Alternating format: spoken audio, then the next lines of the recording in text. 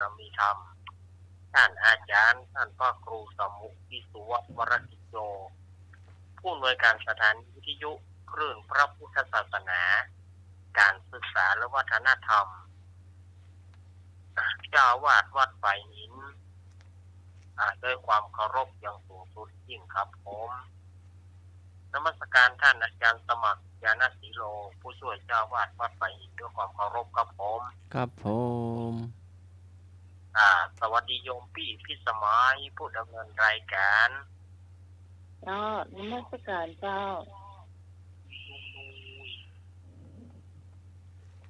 สวัสดีลุงนุ้ยเด้อครับผมการครับเจริญพรคณะสัตยาญาติโยมสาธุชนทั้งหลาย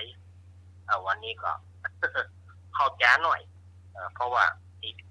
ภาระธุระบางประการเนาะก็เข้ามาจ้าหน่อยแต่ก็ก็จริงเข้ามา3 ทุ่มปลายละแต่ก็รอโอกาสก่อน รอให้มันถึง4 ทุ่มก่อนเพราะว่าช่วงทางเพลงจะขาดตอนแล้วก็มาแล้วเน้อสถานจัดโยมเน้อกระเดียวก็มาฟังนิทานเนาะกระเดียวอาตมาภาพเล่านิทานเพื่อฟังตอนนี้ก็อาตมาภาพก็คงจะไว้ที่อีก่อนเดินพรนะ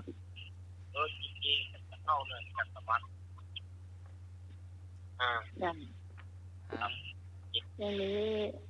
การสมัครมีประชาสัมพันธ์ก่อนพระเจ้า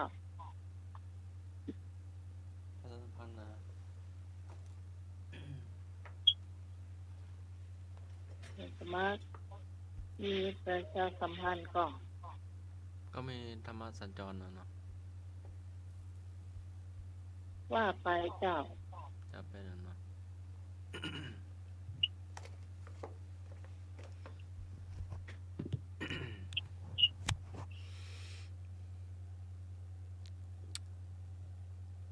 ธรรมะสัญจรคณะสงฆ์ตำบลสุเทพเขต1เขต2ร่วมกับเทศบาลตำบลสุเทพครั้งที่1ณวัดพระธาตุดอยสุเทพราชวรมหาวิหารในวันอาทิตย์ที่11มิถุนายน2566เวลา 16 นาฬิกาเป็นต้นไปครั้งที่2ณวัดโป่งน้อย ตรงกับวันเสาร์ที่15กรกฎาคม2566เวลา 18 นาฬิกาเป็นต้นไปครั้งที่3ณวัดอุโมงค์สวนพุทธธรรมในวันพุธที่9สิงหาคม2566เวลา 18 นาฬิกาเป็นต้นไปครั้งที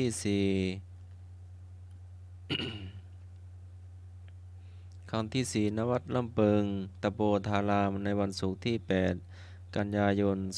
2566เวลา 18 นาฬิกาจัดในนามของคณะสงฆ์อำเภอเมืองเชียงใหม่ทุกตำบลทุกวัดก็จะมาร่วมในวันที่8กันยายนในวันศุกร์เวลา 18 นาฬิกาเป็นต้นไปครั้งที่5ณ วัดศรีโสดาพระอารามหลวงในวันศุกร์ที่22กันยายน2566เวลา 18 นาฬิกาเป็นต้นไป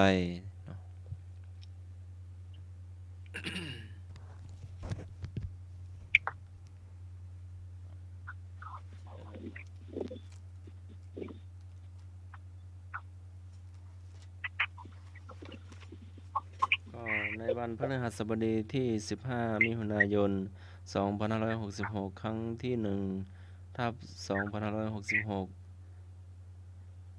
ณห้องประชุมชั้น2อาคาร80ปีพระราชพรหมาจารย์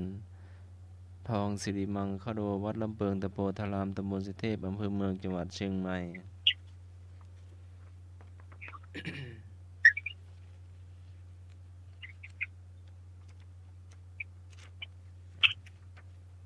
ก็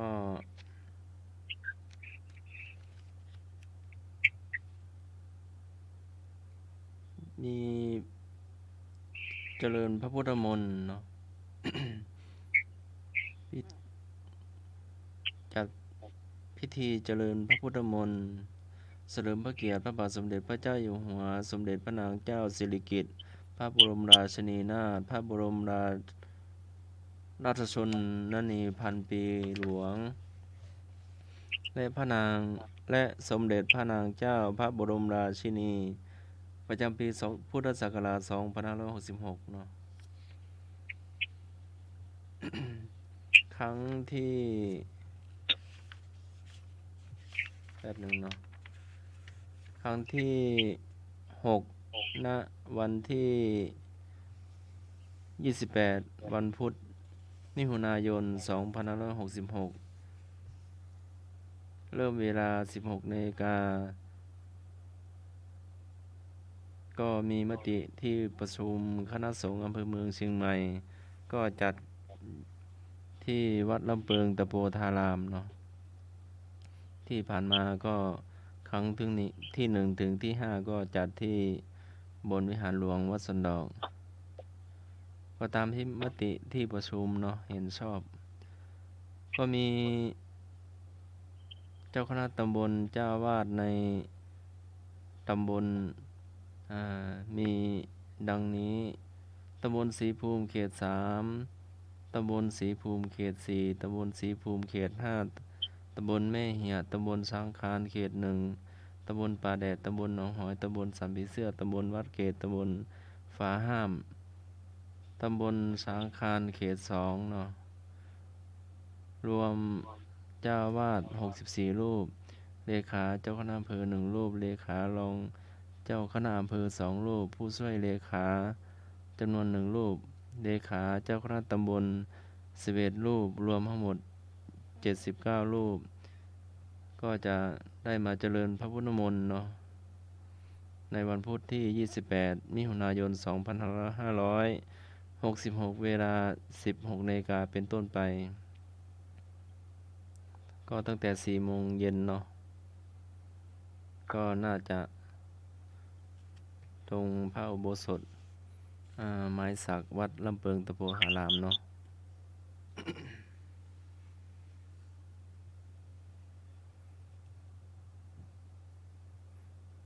อ้าวนี่เห็นก่อนนะ เรียน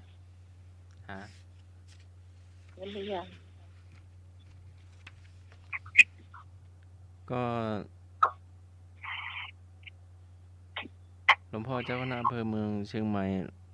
หลวงพ่อรักษาการเจ้าคณะอำเภอเนาะหลวงพ่อเจ้าคุณภาวนาวิรัตวิก็จะมีความเห็นเจตจำนงก็จะมาเยี่ยมวัดทุกวัดในอำเภอเมืองเชียงใหม่เนาะมาเยี่ยมลูกพระลูกเนนมาเยี่ยมคณะศรัทธาเนาะก็จะมีกำหนดตารางออกมาก็โดยพระอาจารย์เลขาพระอาจารย์ประหลัดพิเศษเนาะก็จะดูวันดูเวลาดูจัดตารางมาแล้วก็จะได้มาแจ้งแหมเนาะทั้งมาเห็นว่าจะมาปฏิบัติธรรมเนาะเมชีตัวเนาะอุบาสกอุบาสิกาตัวก็มาแบบเรียบง่ายเนาะมาแบบไม่รบกวนทางวัดวาอารามเนาะก็ขอให้เปิดโบสถ์เปิดวิหารเนาะมาเยี่ยมลูกพระลูกเนนพระสงฆ์คณะศรัทธาเนาะแบบง่ายๆเนาะแบบสมถะเจ้าก็ประมาณนี้เนาะก็มีหลายเรื่องเนาะก็เรียนไว้เพียงแค่นี้ก่อนเรื่องฟังว่าถามคำถามเกี่ยวกับพุทธประวัตินะเจ้าตอนนี้พี่พรน่าจะมาแล้วนะเจ้าไปงานศพก็น่าจะเข้ามาแล้วนะเจ้าเนาะยังสมัครรับกิจเจมาที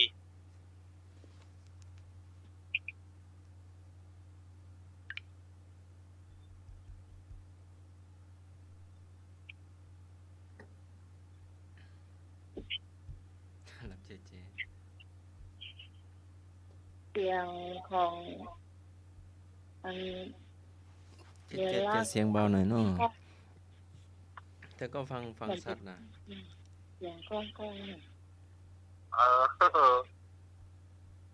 อพอดีเอา จ้ะ ครับผม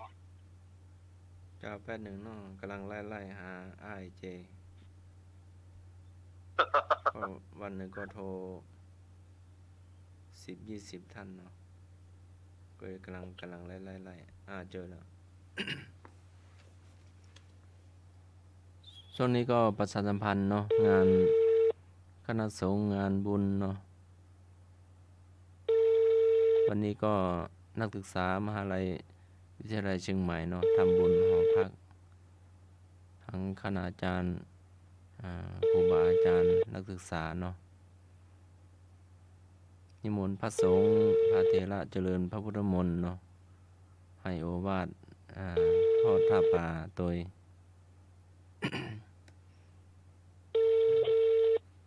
นั่งสมาธิหยาดน้ำแผ่เมตตาโดยเนาะ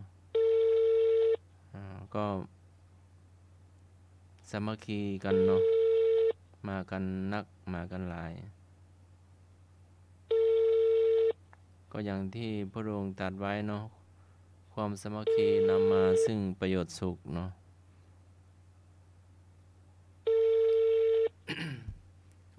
เจยังไม่รับยังไม่ว่างเนาะ ไม่ได้ไปก็เป็นอย่างเจ้าเพราะว่าไปพุทธประวัตินะเดี๋ยวจะเกิด พุทธประวัติ เวลาแล้วเลยเวลามาเนาะ ครับผม ว่าด้วยผลแห่งการบูชาดอกกระทุ่ม เรานั่งอยู่ในปราสาทอันประเสริฐได้เห็นพระพุทธเจ้า ผู้มีพระชวีวันดังทอง เช่นทับทองคำอันล้ำค่ามีพระลักษณะอันประเสริฐ32ประการเป็นนายกของโลกเสด็จไประหว่างตลาดเข้าถึงเอาดอกกระทุ่มไปบูชาพระพุทธเจ้าพระนามว่าวิปัสสีกับที่91แต่กับนี้ได้บูชาพระพุทธเจ้าด้วยดอกไม้ใดการบูชานั้นเราไม่รู้จักทุกขติเลยนี่เป็นผลแห่งการถวายเป็นพุทธบูชาคุณวิเศษเหล่านี้มีปฏิสัมภิทา4วิโมกข์8อภิญญา6เราทำให้แจ้งแล้วพระพุทธศาสนาได้ทำสำเร็จแล้วถามว่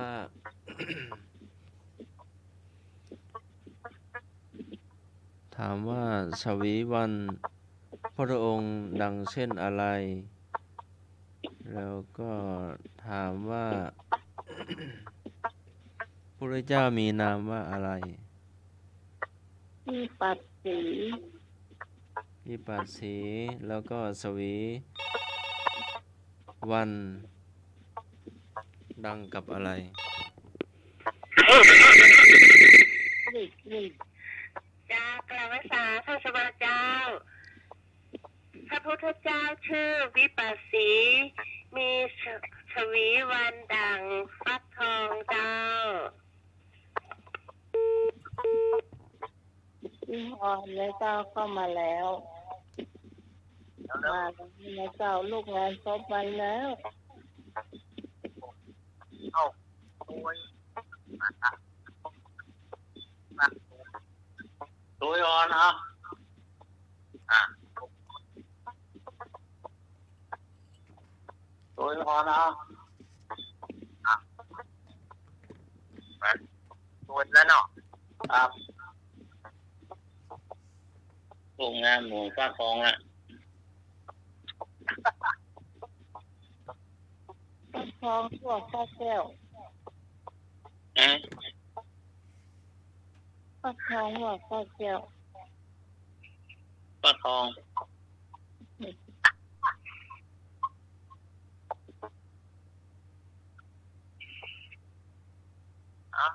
มันจะตัวแทน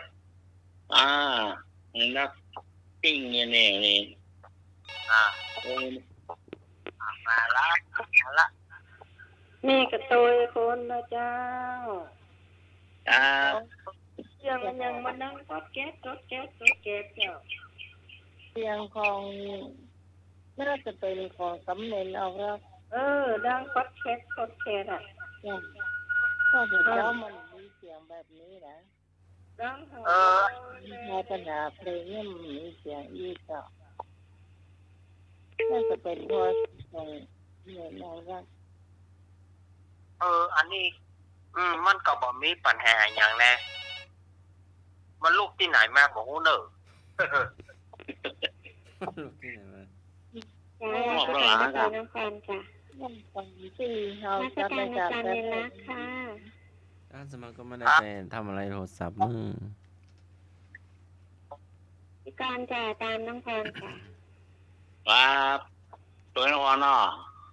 ไปคนเดียวมาได้จะเต้า หมอเอาฟักแก้วว่าฟังมูล ที่บ้านเรียกฟักทองเจ้า อ๋อครับ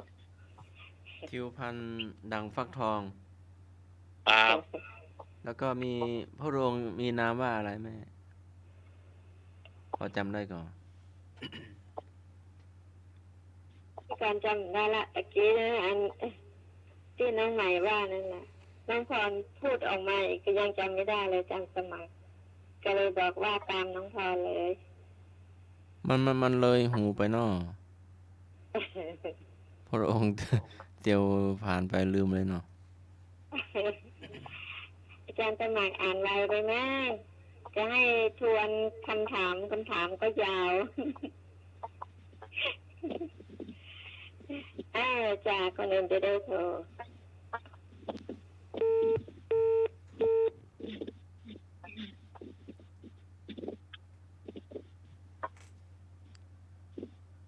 น่าจะโทรศัพท์น่าจะดังเองก็นั่นหมาย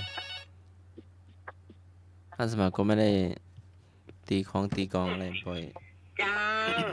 กราบไหว้สาท่านสมัครเจ้ากราบไหว้สาสมเด็จนารักเจ้า สวัสดีแม่พร จ้าสวัสดีน้องใหม่เจ้า สวัสดีเจ้า จ้าสวัสดีลุงลุยนะเจ้า ครับสวัสดีครับผม จ้าสวัสดีพี่กรณ์เจ้า และสวัสดีธรรมะใครเที่ยทุกท่านเนอะเจ้าท่านสมัครวันนี้เป็นสวทั้งนั้นเลยเนาะเวลาถามแล้วมันบางทีมันก็ลืมไปเห็นเนาะจะทวนจ้ะเจ้า ชื่อยาว คำถามอย่าให้ยาวล้มไปเนอะเจ้าแต่แม่พรก็จำได้พ่องนะเจ้า เจ้าก็เลือกคำถามที่สั้นแล้วเนาะ เจ้า ตัดสี จาก5 หน้าจาก3 หน้าก็เหลืออยู่3 แถวเนาะ มีวิปัสสีนะครับเคยได้ยินบ่อยอยู่จ้ะ วิปัสสีวิปัสสี เนี่ยเขาจ้างข้าหัวหายอย่างสมัครว่าเนี่ยถามคำถามยาวไปตามว่า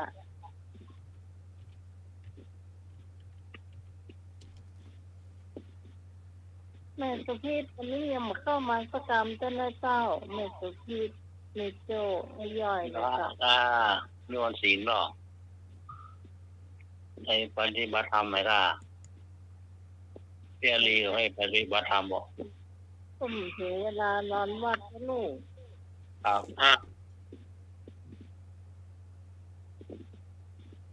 ยังไม่เข้าพรรษาเจ้า ยังบ่ได้มาเด้อเนาะ ครับ มาแล้วเนอะต่อไป สวัสดีครับ ไอ้นึก ครับตัวติดพรนะครับ ครับ เจ้า ครับตัวติดพรครับครับผม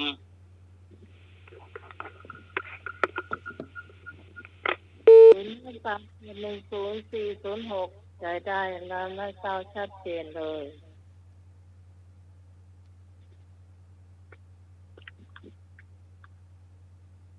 มีแถมกระเจ้าคุณผู้ฟังที่อย่าตอบข้อนี้เจ้า เราเข้ามาได้เลยเลยเจ้าจากสมัครลองเทคเบอร์053226054เนาะ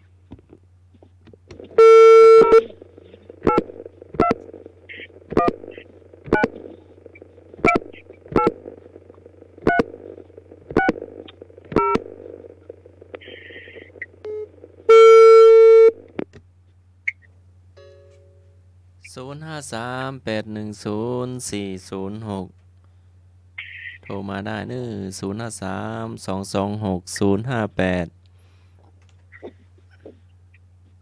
โทรมาเน้อหมดแล้วก็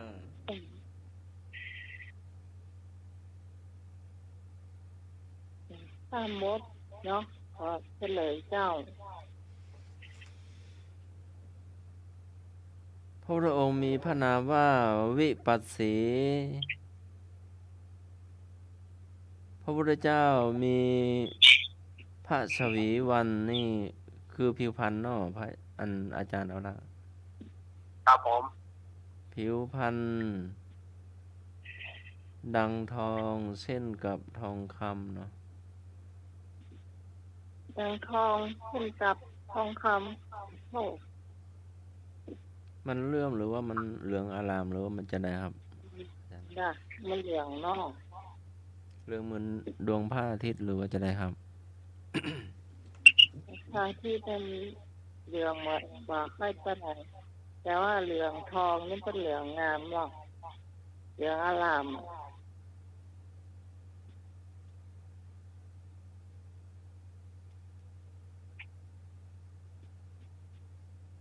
เจ้าต่อไปจะคำถามต่อไปเลยเจ้า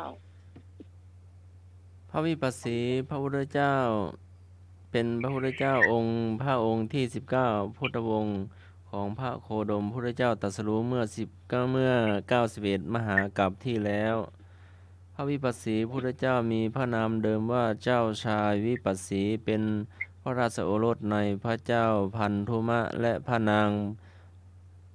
พันธุมตีแห่งกรุงพันธมทุดีตรัสรู้ขออภัยประสูติที่เขมะมิขทายวันที่ปราสาทสามหลังเป็นที่ประทับคือนันทปราสาทสุนันทปราสาทและสิริมาปราสาทและทรงมีสนมกำนันหน่วย10,000,000 40,000 นางเมื่อเจริญใบได้ทรงอภิเษกสมรสกับพระนางสุทัศนามีโอรสด้วยกับพระองค์คือเจ้าชายสมวัตตขันธะขณะนั้นเจ้าชายวิปัสสีมีพระชนมายุได้ 8,000 พรรษาถามว่า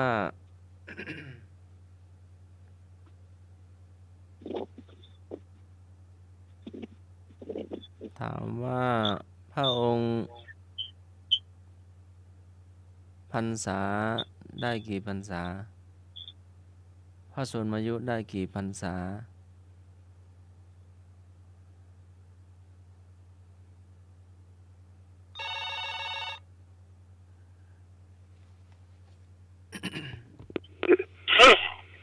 เจ้าพระชนมายุได้8,000 พรรษาเจ้า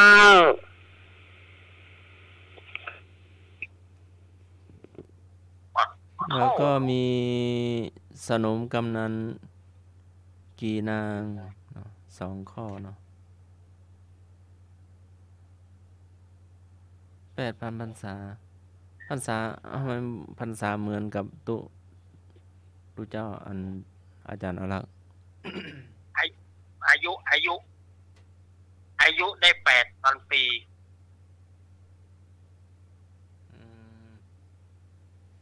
โอ้อยู่ใจแหงคนในสมัยนั้นขององค์สมเด็จพระวิปัสสิสัมมาสัมพุทธเจ้าแต่อายุว่า1 พรรษาก็1 ปีเนี่ยครับอาจารย์ครับโอ้เนี่ยมาอายุ อายุมันเนาะ คือในยุคก่อนๆนะอายุตั้งแต่แสนหมื่นพันสมัยนั้นถ้าจะตั้งมั่นในพระธรรมแบบไม่คอนแคลนเนาะ ครับพระพุทธเจ้าวิปัสสีเนี่ยมีอายุถึง100,000 ปีคนในสมัยนั้นมีอายุถึง100,000100,000 ปีนี่เอาแค่หารแบบว่าน้องหนุ่ยเนาะจะได้ดูจะได้กินอะไรฮะ พระองค์เตียวจะได้พระองค์หลับจะได้พระองค์ทานข้าวจะได้เนาะ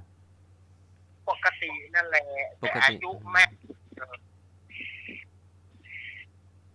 ก็ปกตินั่นแหละ พระองค์ไม่เหลววกเหลววักพระองค์ตั้งนิ่งเนาะตั้งมั่นเนาะ คนในสมัยเนาะ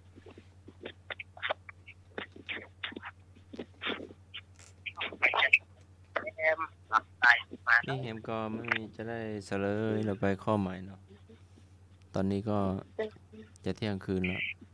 ในสมัคร ฮะ พร้อมเบอร์นี่เบอร์065 4736338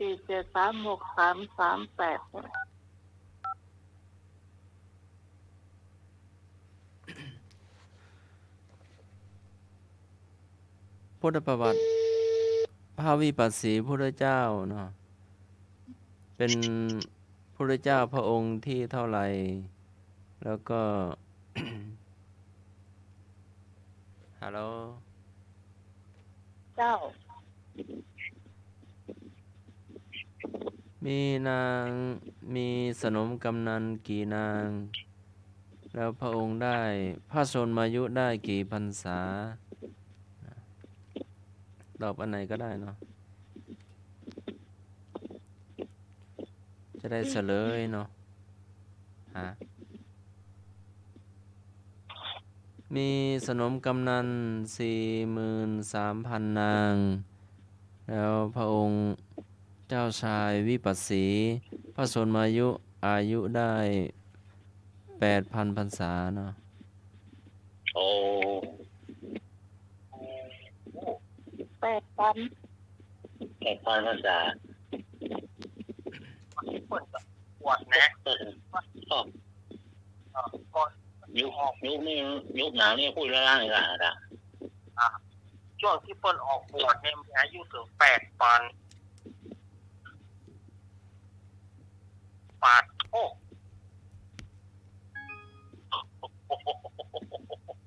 ไม่เคยเจ้าเฮานี่จะ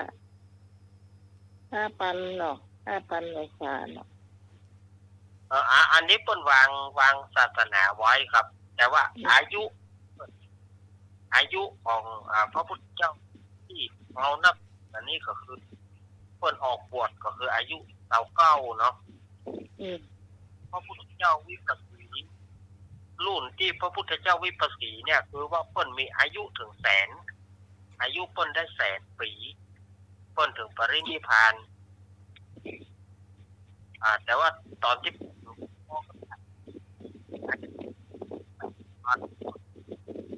เดี๋ยวให้เราไม่เหนื่อยเด้อ ธรรมโมสังโฆเนี่ยเตอเอาผมตาลเนาะคนสมัยนั้นว่าอายุหนักแต่นักแหวนเนาะ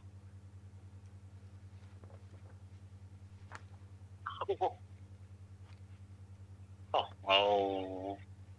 900 ปีนี่ก็นักแก่แล้วล่ะ เจ้า อายุได้8 ปอนด์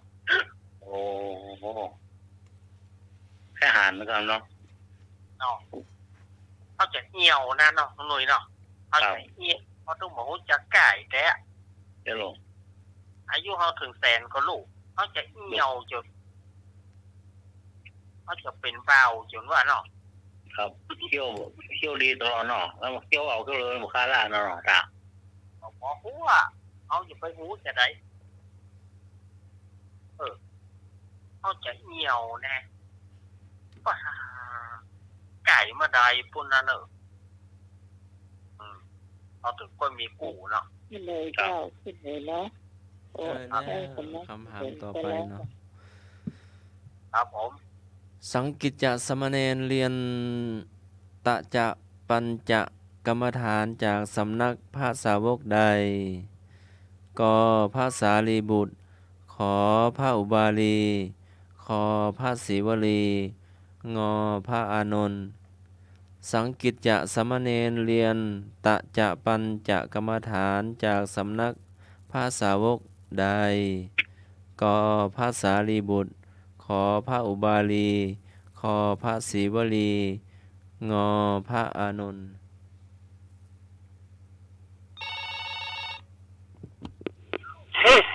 เจ้าขอบทางตอบข้อกอไก่เด้อพระสารีบุตรเจ้า กอไก่โกงกตัวพี่พรกอไก่โกงก ลุยตัวมาเนาะ ครับ จะตัวแถมแม่บุญ นี่กูนหายไปไหน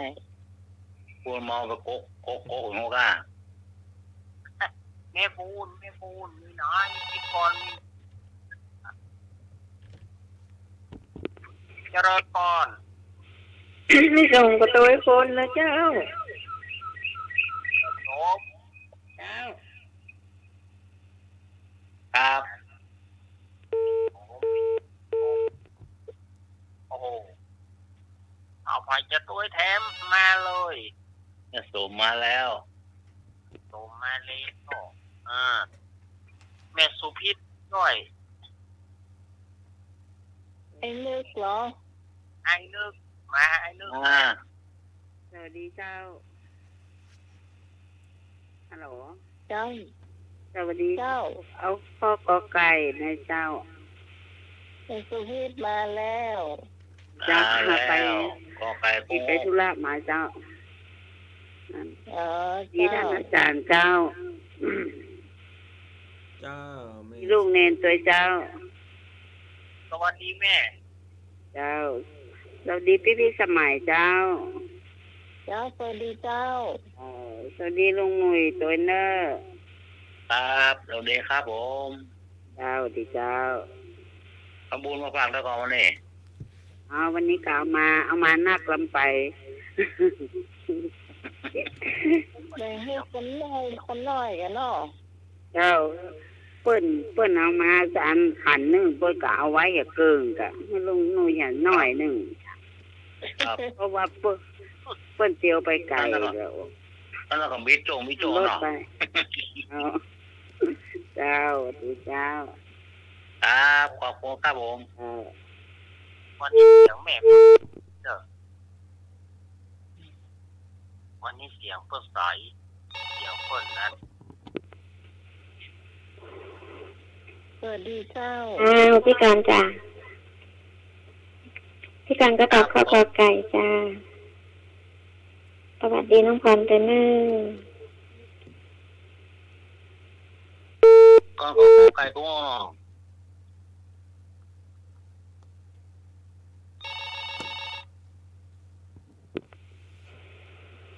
สวัสดีเจ้า เจ้าพี่พรเนอร์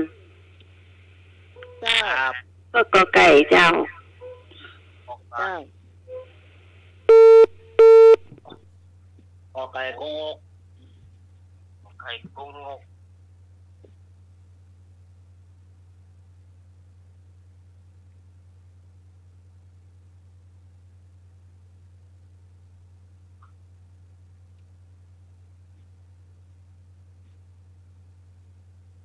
มีแถมกับเจ้า คุณผู้ฟังที่จะตอบข้อนี้เจ้า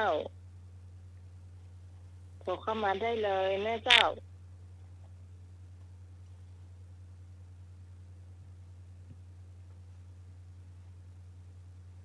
053-226-058 053-810-406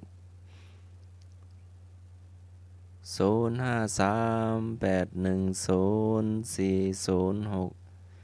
053-226-058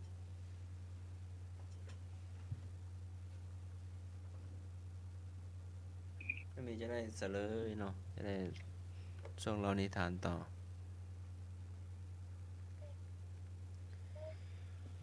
สังกิจจะสามเณรเรียนตะจาปัญจกะกรรมฐานจากสำนักภาษาวก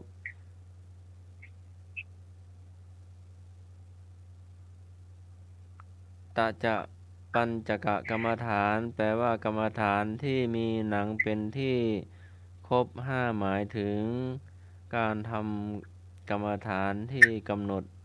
พิจารณาอวัยวะสี่อย่างผมเกศาขนโลมาหน้าขาเล็บพันตาฟันตะโจหนังสังกิจจสามเณรเรียนตะจาปัญจกรรมฐานจากสำนักพระสารีบุตรกอไก่ โอ้โหแม่พรเก่งเลย จากข้อต่อไปสุดท้ายนะเจ้า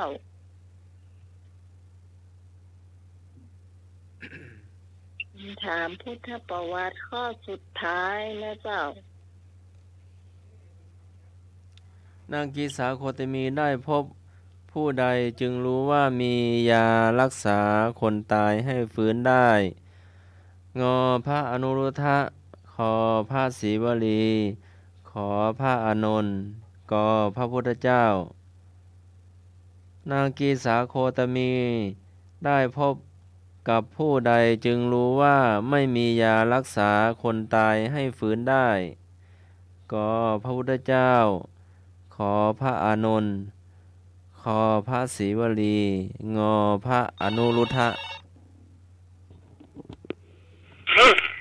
เจ้าได้คำตอบขวงูเจ้าพระพุทธเจ้าเจ้า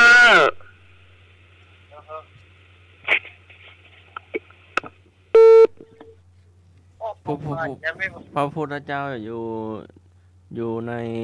กอไก่ก็งกเลยอยู่ที่งองูและที่พรสลับเสียงเนี่ยจ้าพี่กัน จำสิไม่ที่พรไม่งงเหรอ ก็ไก่จ้าพระพุทธเจ้าจ้าสลับเพื่อพี่พรนะเจ้าเอาพระพุทธเจ้ากอไก่เนี่ยแต่พี่พรจะตอบพระพุทธเจ้านะ อาจารย์ทำไมเอาข้องงกับหนูพอเลยงง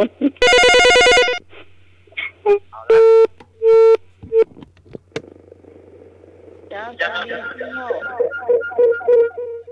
เจ้าแม่ก็เอาไก่เลยเจ้า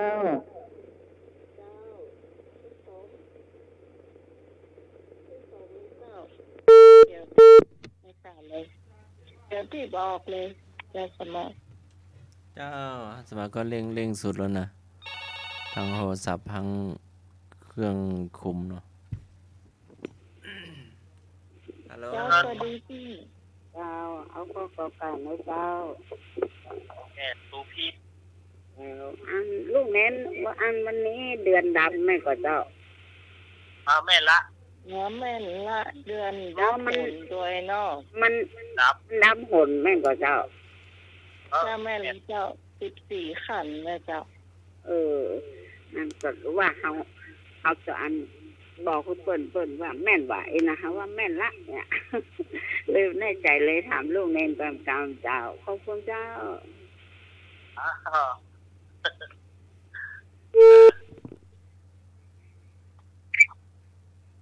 อาจจะตอบแถมอาจจะตอบแถมกู้รับกี่เดือนกี่รับกู้นะ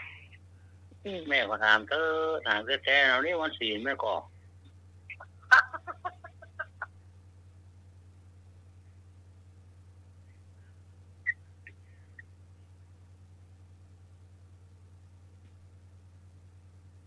นี่วันศีลเจ้าคุณที่ฟังที่จะตอบข้อนี้เจ้ากอไก่ตัวที่หอนนะพระพุทธองค์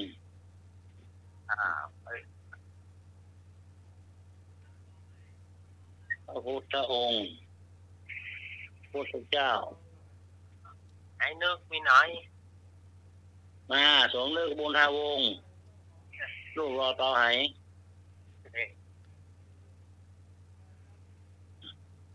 ตามหาสมนึกมาได้ตามหาสมชายตามหาสมนึกที่มากรมโลก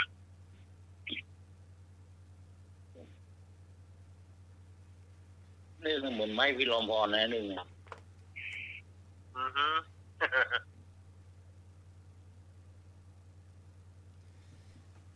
ได้เวลา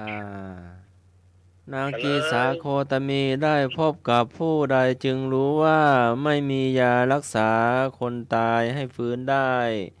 คือได้พบกับพระยังไม่เฉลย สวัสดีครับ มาแล้วกอไก่พุงงกนะครับกอไก่พุงงกหันพระพุทธองค์เนาะครับพระพุทธเจ้าพระพุทธองค์นะครับนางขึ้นไปเจอพระองค์หรือว่าพระองค์เตียวมาไปเจอพระองค์พระองค์เดินจงกรมเนาะครับผมเดาวันเนอะว่าถูกหูเนอะอย่างเนาะ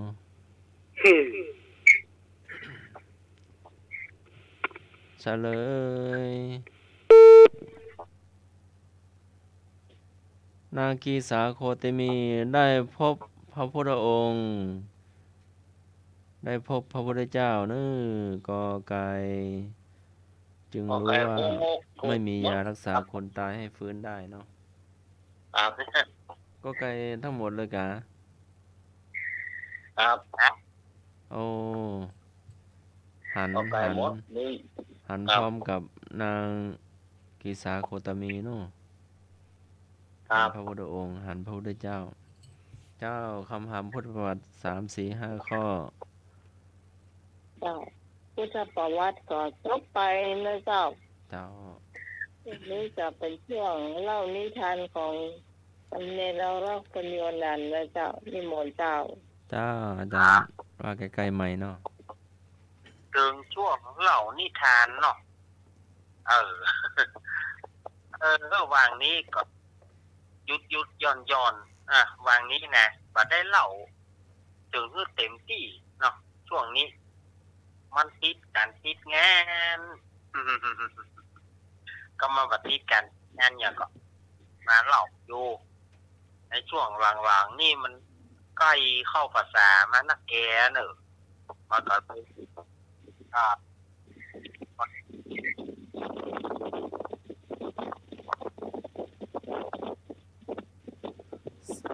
เสียงลมพัดเนอโทรศัพท์บินไปไกลพะลมก้าไม่ใช่ของผม ไม่ใช่ของผมวันนี้ก็จะได้นำเอานิทานมาเล่าให้กับศรัทธาญาติโยมเขาได้ฟังกันวันนี้ก็มี วันนี้เอาปัดปูนก่อนเนาะนิทานปัดปูนมาเล่าให้เรื่อง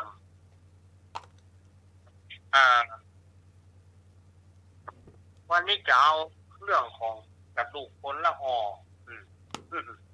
กระดูกคนละห่อก็ที่อาตมาก็เคยเอามาเล่าเหมือนกัน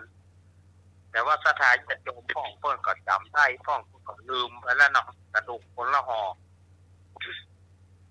อันนี้เพิ่นมีเรื่องเล่าขึ้นมาแต่สมัยดั้งเดิมละมีพ่อใจคนหนึ่งพ่อใจคนนี้มีเมียแต่ว่าเผอิญว่ามีต้องตายพอลงจากการตั้งข้าวเอาโต๊ะแล้วปรากฏพ่อใจคนนี้จะไปที่ไหนก็เอากระดูกไปตัวคือเอากระดูกเมียเนี่ยไปตัวมากลัวก็ว่าใดเนาะไปที่ไหนก็เอากระดูกเอาข้างตรงไปพักกุฏิละไปพักกุฏิเอากระดูก ทีนี้ก็มีไม่ยิงแต่คนหนึ่งนะอันนี้ไม่ยิงคนนี้ก็เหมือนกันผัวตายเมื่อผัวตายแล้วก็เอาศพไปเผาแล้วก็นางคนนี้เลยว่าจะไปที่ไหนก็ด้วยความฮักผัวมันยอมเอาผัวใหม่ที่เด้อก็ยอมเอาผัวใหม่แต่ไปที่ไหนก็เอากระดูกผัวเนี่ยห่อผ้าไปตัวตัวกู้ตีกูต่างแต่พระเอิญว่าไอ้สองคนที่เกิดไปวันจบไปปะกันสองคนนี้จะไปปะกันชื่อเรื่องมันเนาะอาตมาก็ชื่อมันออกประเดี๋ยวนี่รักซ้อนซ่อนรักนี่แหละชื่อเรื่องมัน อาตมาใส่เปิดนะรักซ้อนซ่อนรักที่นี่ก็สองคนเนี่ยไปปะกันถามที่มาที่ไปว่าจะไปที่ไหนนางผู้นั้นก็บอกว่าจะไปบอกมีจุดหมายปลายทางแล้วเอาห่อกระดูกเนี่ยมาด้วยห่อกระดูกหัวข้าเจ้าตึมแบบไปข้าเจ้าตึมแบบมีใจหวานทุกภายละ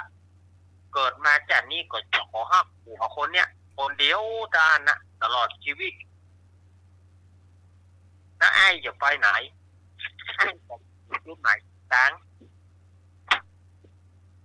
แล้วห่ออย่างห่อกระดูกไผ่กระดูกเมียบอกขึ้นเอาเมียใหม่ก็บอกเอาอย่างใดก็ตื้อบอกเอาอีกหรอเล่เขาแน่เล่เขาทีนี้ไฟพ่อใจมันพอมันหันไม่ยิงแล้วมันก็เกิดฮักจะบอกฮักตรงๆกับหัวไม่ยิงว่าเล่นสวย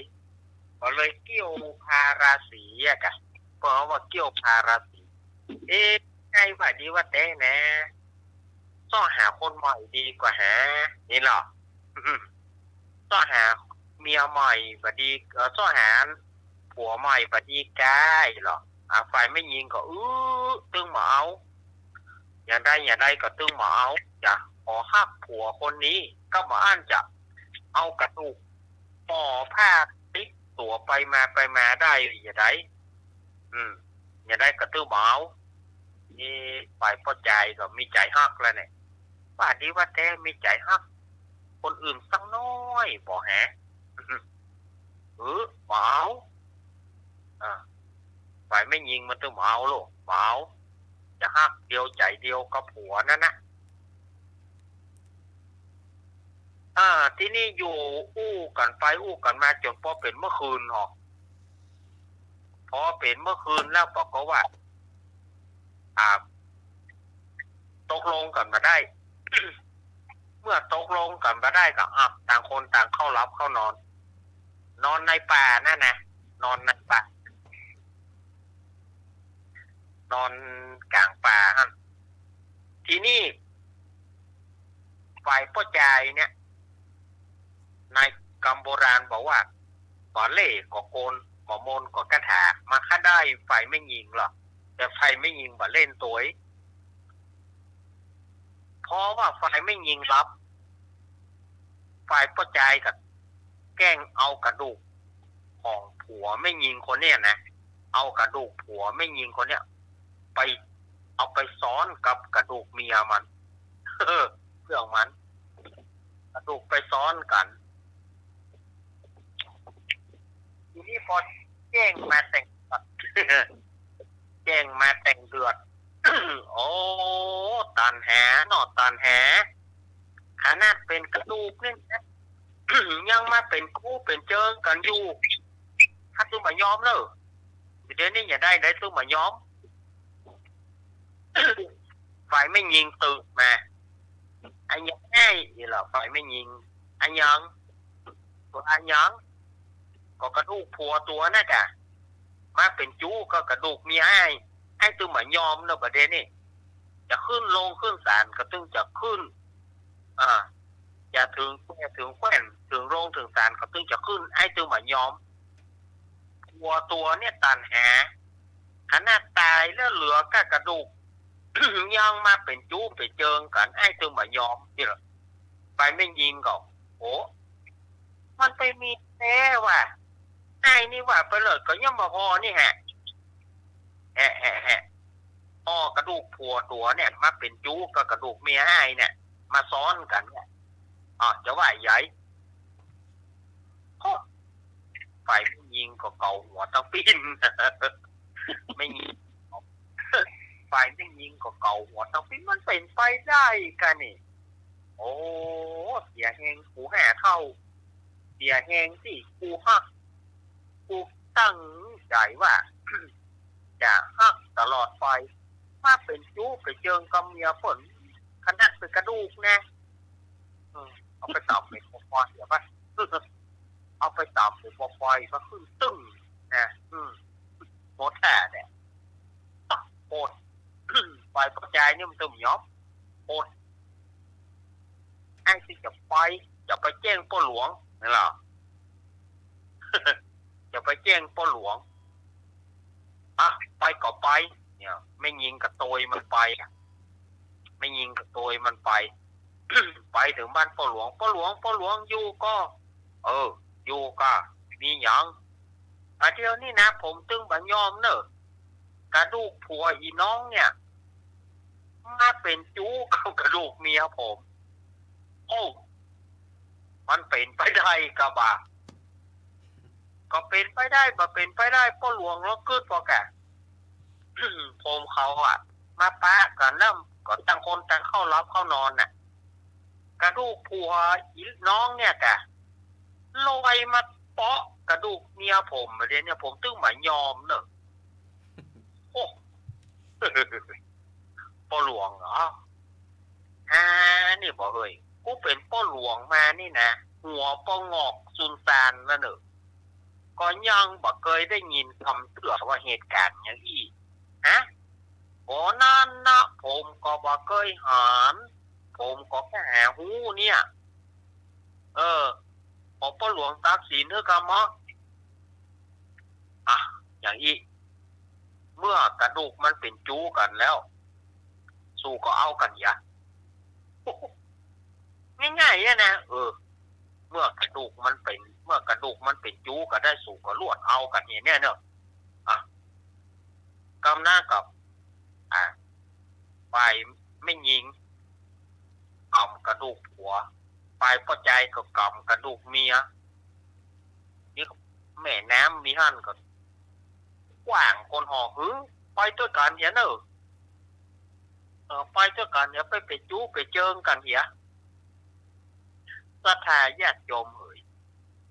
อาตมาว่าอันนี้มันเป็นพ่อโคนจะไปโตดกระดูกมันแบบจ้าเอาไปพอใจเอาไปฟ้อเปิดลูกเอาถ้ากระดูกมันฝากได้ไม่ว่าใหญ่เขาบอกผู้เรื่องเนี่ยเนี่ย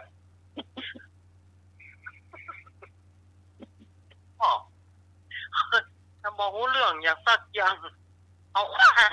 เอากระดูกไปเท่ากันพวกมันฝากได้ไม่ว่าใหญ่ฮะในอินโด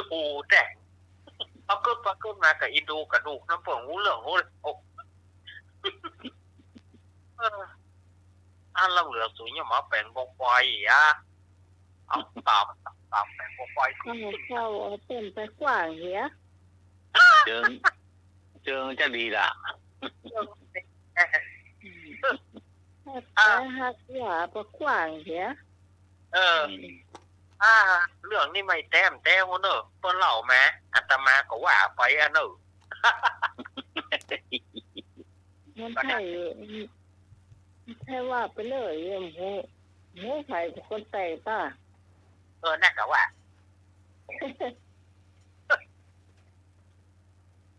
ก้อนแกงก็ก้อนปัจจัยปัจจัยก้อนทองเจริญปอเฮ้ย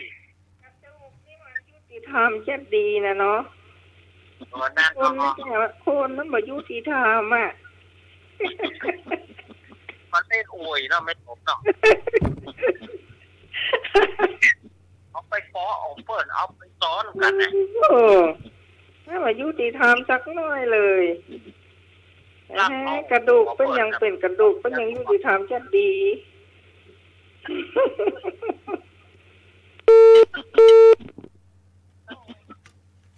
กระดูกก็ได้เมียใหม่บรรยากาศบ่อะไรอ่ะ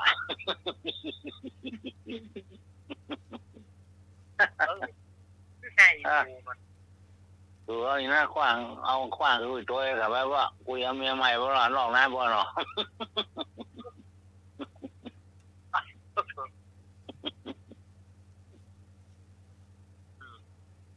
ร้อยเหลี่ยพันเหลี่ยมเนาะตา ปากได้มันก็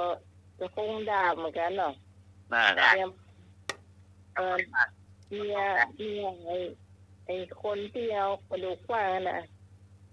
แต่งเข้าแล้วเสร็จฤทธิ์เป็นหนุ่มแต่สาวมันลุมว่าสตางค์ติดเตี้ยงนะก็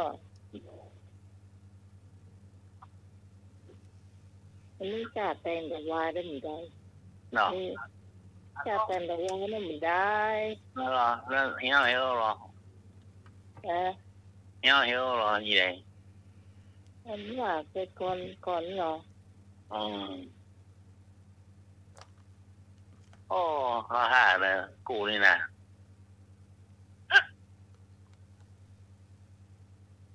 พ่อหลวงก็ได้ละพ่อหลวงให้ไปงานแต่คืนนี่ใครสว่างแท้เลยอ่ะ คนหวังก็เลยหัวเจ๊เนี่ยได้ก็หัวตั้งปืนแต่ เอาหมด บอกว่าเราปีน อ้าวแม่ไม่บุญ ไปฮับแม่บุญกับพี่พรมา อัน เคยอยู่กับพี่พรอยู่ ไม่สมศรี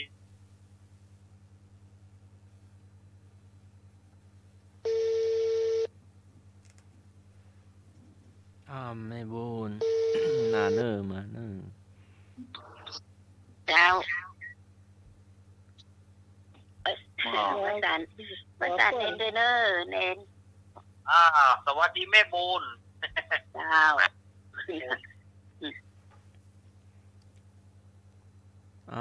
แม่พรมาเนอร์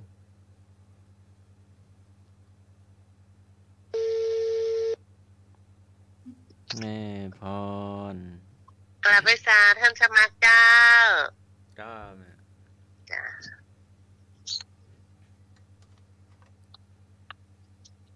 จ้า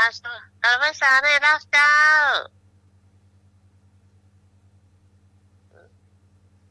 จะได้ดักเซ็ต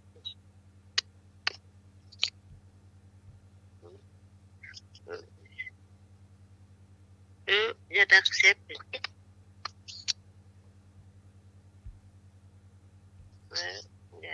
จำนวนผู้เข้าร่วมสูงสุดแล้วไม่สามารถ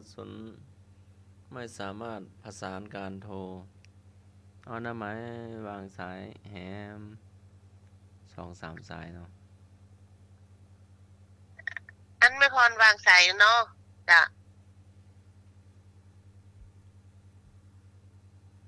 ก็สาย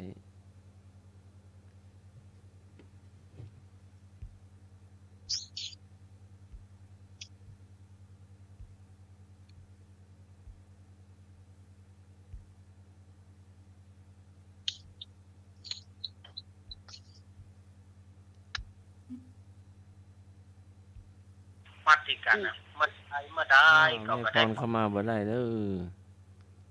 อย่าง หน้าไม้วาง2-3 สายหน้าไม้เด้อ กูวางไปเหรอ นี่เห็นถ้าวางสายนี่อุ้มได้ละกะ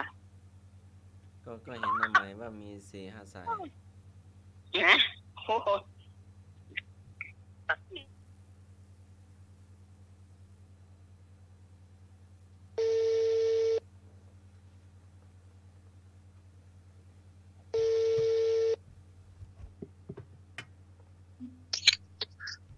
เจ้า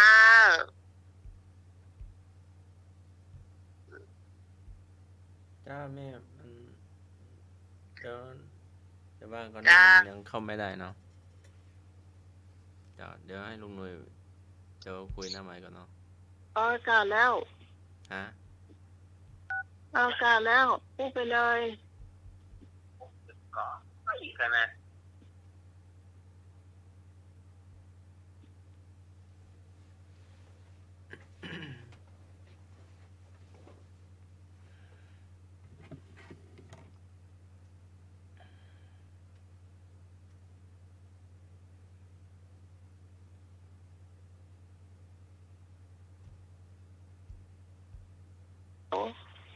ขพร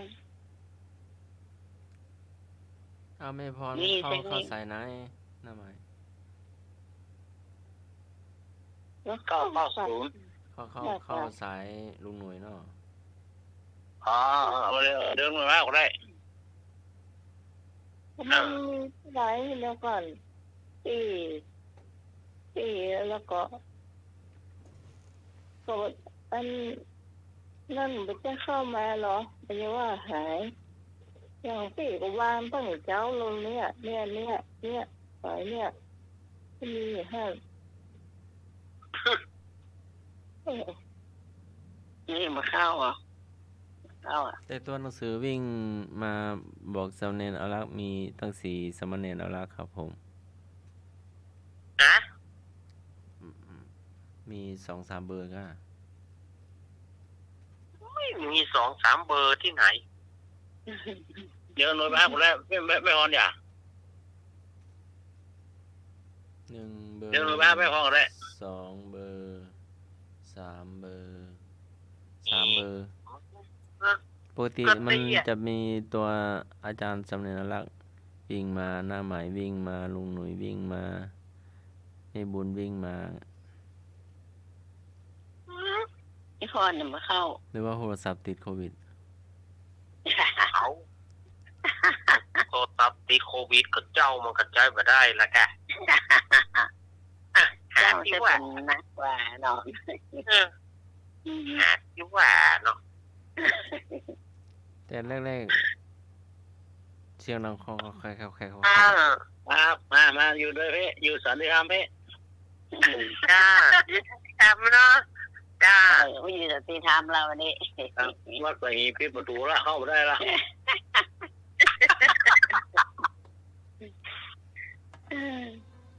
เจ้า ก็ได้ยินเสียงพี่พรออกอากาศแล้วอ่ะ จ้า ได้ยินแม่ได้ยิน ได้ยินแล้วเนาะจ้า จ้าตอนนี้ได้ยินละ อยู่สันติธรรมไหมหรอไปเข้าได้แล้วล็อกประตูละ ไปล็อกประตู ดูในหน้าจอหน่อยเนาะ ครับ ของชื่ออาจารย์อารักษ์วิ่งมาตั้งตัวกันมาตั้ง3 ชื่อเนาะ อ๋อ เอา เห็นป่ะอาจารย์นั่งล่างนะอักรูพระป่ามันกูได้ ทอโหหาแม่พรก็สายเกินกำหนดแล้วสายเยอะแล้ว อักรูพระป่ามันกูไม่พอเข้าไปได้หรอ มันซ้อนกัน3 ชื่อเลยอาจารย์อารักษ์ นี่ แต่ที่ไหน ตัวก้นกันมาครับในสามเณรอาจารย์อารักษ์แล้วก็ตัวก้นกันมาแหมสามเณรอาจารย์อารักษ์ตัวก้นกันมาแหมสามเณรอาจารย์อารักษ์แล้วก็หน้าไม้แล้วก็ลุงหนุ่ยแม่บู ยืมกระดูกนั่นแหละ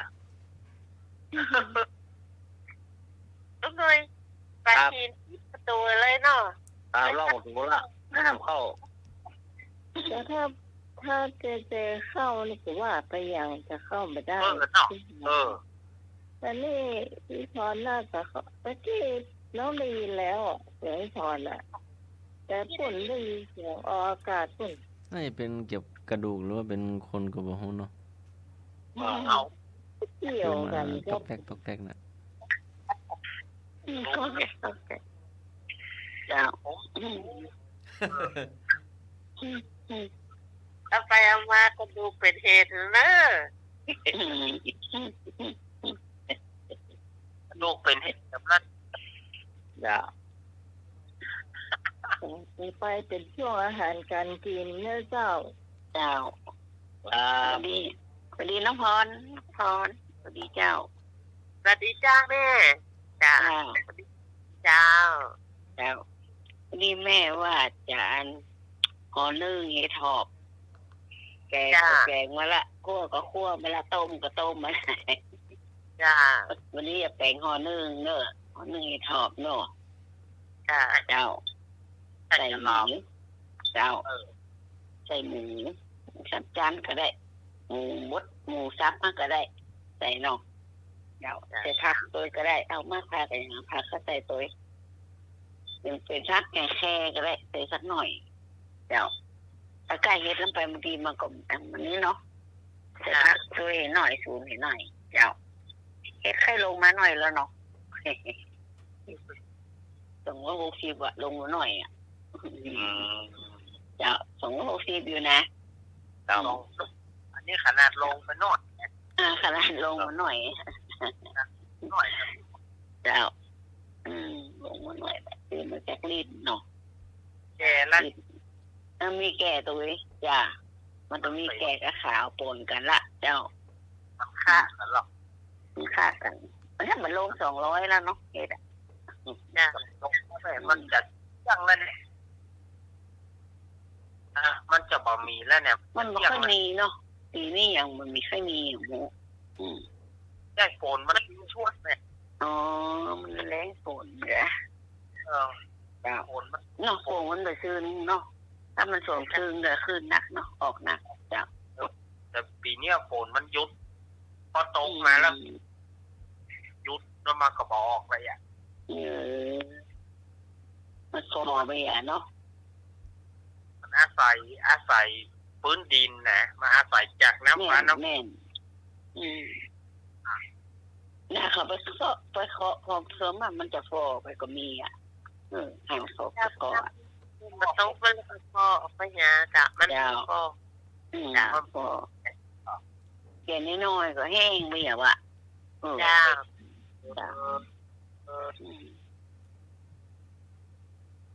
หมายอยู่ในดักแซบหรอ อยากกินข้าวนะอยากกินให้ท้องนึ่งนะ ฟังอยู่เนาะเจ้าช่วยเห็ดมาละมาช่วยครับอาจจะมันขี้เห็ดเดี๋ยวไปเอาขนมก่อนนะ โอ้ เดี๋ยวไปกินขนมอยู่ข้าวอะได้กินข้าวแรงก็ใช่ไม่ได้เสียแรงเขาไปเลี้ยงมาแล้ว เห็ดมาช่วยจะสีน้ำมันออกค่ะเอามันเป็นเกลี้ยงมันออกหมดอ่ะตัดแต่ก็เอามาซอยหน่อยเป็นใหญ่แล้วซอยสักสามก้อมต้องซอยบางเนาะซอยบางแล้วขินว่าหูซื้อว่ามันจะแบบเป็นเฮ็ดอะจ้ะมันได้กินเฮ็ดเนาะมันบางแล้วไปแกนใหญ่นี่ก็จับ3 อันก็พอละแกนน้อยก็เมาต้องอันผ่าก็แกนน้อยแกนใหญ่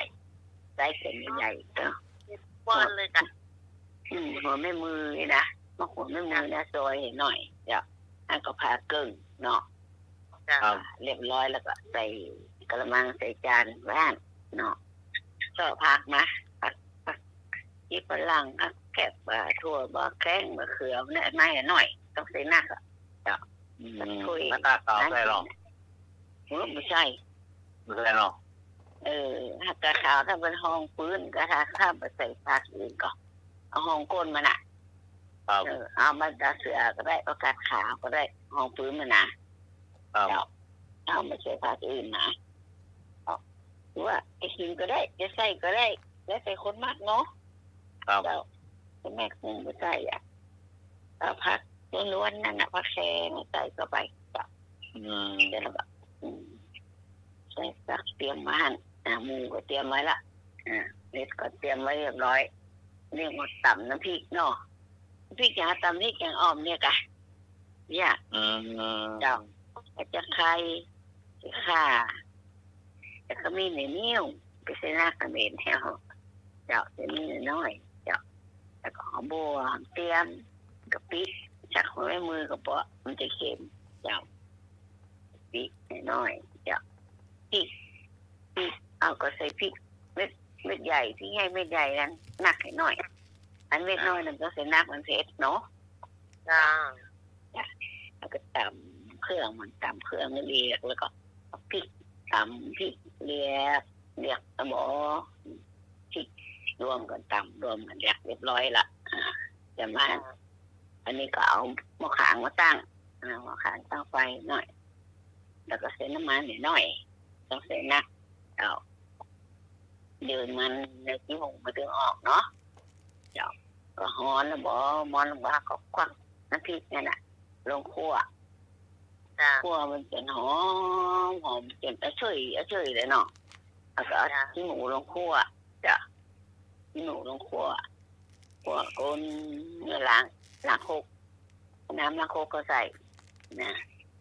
แล้วคั่วมันจนหอมเสร็จละเอาเห็ดลงคั่วตัวหมูฮะเอาเห็ดลงคั่วเลยแล้วก็จะกำก้นมาจะกำเอาผักเข้าใส่ก้นไปปรุงรสใส่รสดีกาชูรสกาเจ้าจางคงแต่ประจางก็หาใส่เกลือแล้วใส่เกลือให้หน่อยเนาะนิ้วต้องเส้นน่ะเจ้าก้นเรียบร้อยไฟเอาผักโยกไม่พอผักโยกแล้วก็ปิดไฟเลยลงไปสักกำก็ถ้ามีข้าวคั่วใส่ข้าวคั่วให้หน่อยมันจะหอมดีเอาแต่ข้าวคั่วเนี่ยก้นละว่านนี่ก็จะแจงละตองมาสิเบิ่งฮะช้อนแต่2 จานนั่นเนาะเดี๋ยวต้องมากระลัดต้องสอนในเอาไม้จิ้มฟันนั่นเนาะง่ายดีเนาะมันตัดก็ง่ายมันแหลมดีเจ้านี่ก็ห้อ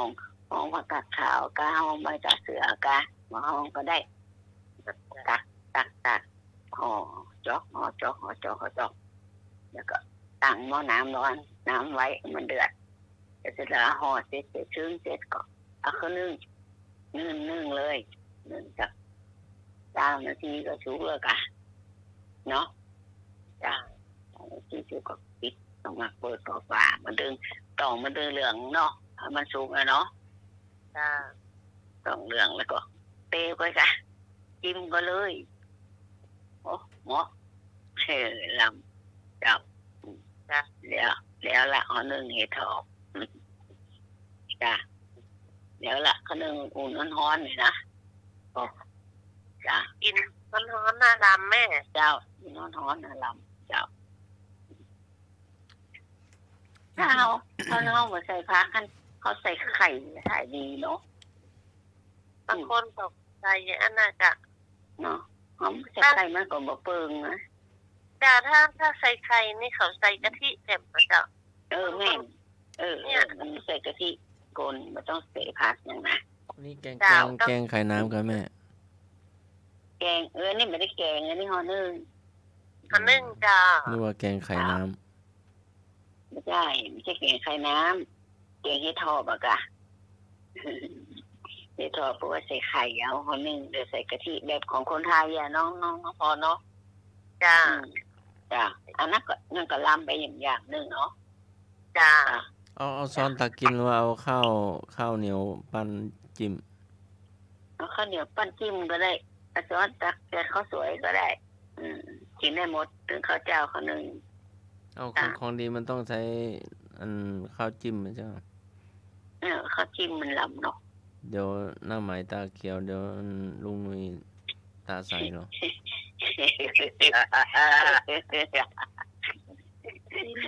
หมักเม่มเหรอเนี่ยข้าวจิ้มมาจัดล็อกแล้วมันเอาช้อนตักโหมือติ๊กเรื่องนั่นแหละเขาลงใครนอนนั่นกะซอยมือใหญ่ในการเอาเลยหรอจ้ะซอยเห็ดเป็นเบี้ยงหรือว่าเอาผ่าครึ่งเอาผ่าครึ่งก็ได้ลูกใหญ่ๆเนี่ยผ่าครึ่งก็ได้เห็นบางที่เห็นซอยเป็นเบี้ยงซอยเป็นแว่นก็ได้ซอยสัก3 แว่นก็ไปใส่กะทิเนาะโอ้ให้แม่นสิกะลำเอาปั้นข้าวเนาะปั้นข้าวสวยเนาะข้าวนึ่งสวยกะลำ ข้าวสวยก็ดีข้าวนึ่งก็ดี เจ้าจ้ะกินได้หมดนะจ้ะเรียบร้อยห่อหนึ่งเห็ดหอมอันนี้เด็ดเนาะ เจ้า วันนี้เนาะ กินขนมไข่นกกระทาทอดก่อน ก็ โยมไปหมดเลยมันก็โยมไปหมดเลย ก็ จัดประกอบละอืม มียับนกเมื่อคืนเลยกินไข่เพื่อน กินไก่นกกระทาอ่ะ จ้ะ นกก็นอนรับนกนอนรับเอาไข่เพื่อนมากินนั่น ไปต้มไข่มากะ ใช่ค่ะขนม ไก่นกกระทาได้เขาทอดเอา แม่ต้มเอาไว้ต่อยโต๊ะกะ โอ้ยมน ค่อยๆเตียวเนาะ อย่างนั้นค่ะ มันเหนี เดี๋ ย ยว ว แล้ว ไม่มนพ่องเนาะ มนกะมันต้องมนกูแก่นแหละไก่นกกระทา เนาะเจ้าโคมือเขาว่าเต่าเดียวเลยอ่ะเนี่ย แก่น้อยแก่ใหญ่ได้น่ะจะแก่น้อยแก่ใหญ่ แม่นกกระทาบ่ให้ว่าเอาไข่เพิ่นมา อยากส อันนี้หน่อยเล่นหมูปลาทอดน้ำมะขาม ทานคนทอดนะมันเจ๊งง่ายๆเนาะ มันโอ้นี่มากินมันไม่กินไข่นกว่าพวกให้ชื่อเรื่องมากินตรงหน้าเขา นกว่าจะได้พ่อแม่นกกระทา ไม่ไหวได้อ่ะ กินยำหมูเต๋ออู้ไปก่อนเลย เอาน้องพร มันเป็นแป้งเฉย น้องพรนี่อย่างเหรอ ๆเจ้าอันนี้น้องใหม่นั่นเลยจะกินไข่นกกระทาละกันเดี๋ยวนี้พี่พรกับเป็นขนมไข่นกกระทาเนี่ยค่ะ เจ้ามันเหลืองกับมันม่วงอะเจ้ามีนี่อะเจ้าอันนึงอะเจ้าแล้วขนมไข่นกกระทาเนาะสองอย่างเป็นสองมันเหลือง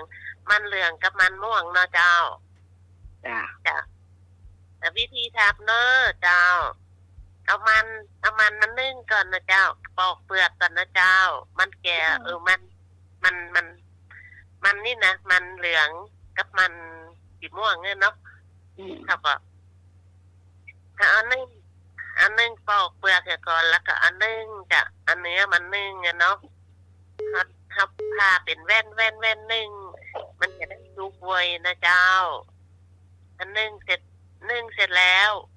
ก็เอามาตำรอให้มันเย็นก่อนนะเจ้ารอให้มันเย็นก่อน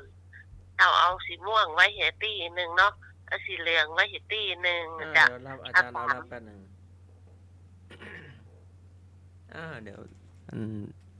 จะไปรับอาจารย์เอารักมาแป๊บนึงเนอะ ครับ ครับผมผู้ทราบว่า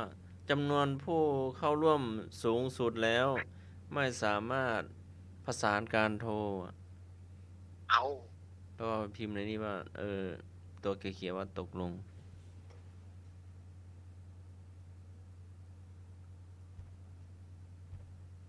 กดลมสายก็ไม่ได้เนาะอาจารย์นี้ นะ อาจารย์รัฐโทรมาใหม่แล้วจะลองให้สมัครจะลองกดรับเนาะ คนใจกะทิเจ้ากะทิกล่องน้อยนะเนาะเจ้าแล้วค่อยๆเทนวดลงไปนะเจ้านวดลงไปบางทีแล้วก็ใส่ไข่นิดหนึ่งฟองเจ้าใส่ลงไปผสมกันห้ามเวลานวดค่ะบอกใจกะทิ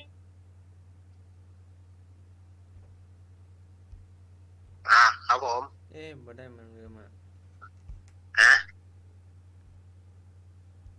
งั้นก็ไม่เป็นไรเดี๋ยวผม ยังไงดี เดี๋ยวผมวางยังไงก็อาจารย์สมัครก็คุยกับรับสายน้ำหมายแล้วก็รับสายลุงหนุ่ยคุยกันไปครับผมเดี๋ยวผมหยุดแค่นี้ก่อนครับผมครับ เดี๋ยวให้น้ำไม้ช่วยแกนะ ฮัลโหลโอเค อาจารย์รัฐเข้าไม่ได้นะลุงหนุ่ยเกาะมาหรือว่าจะให้อาจารย์น้ำไม้เกาะลุงเกาะอาจารย์อารักษ์ ก้อนใดอ่ะ แบตมันหมดกะหรือว่าใดมันกดในโทรศัพท์ท่านบอกว่ามันสายเกินกำหนดแล้วเกิน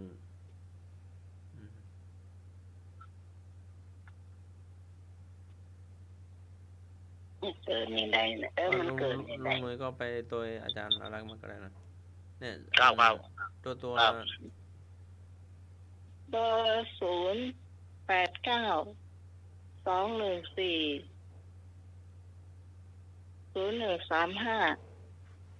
เนี่ยสายอาจารย์อารักษ์ก็ยังค้างอยู่ตัวหนังสือก็วิ่งมาอยู่นะ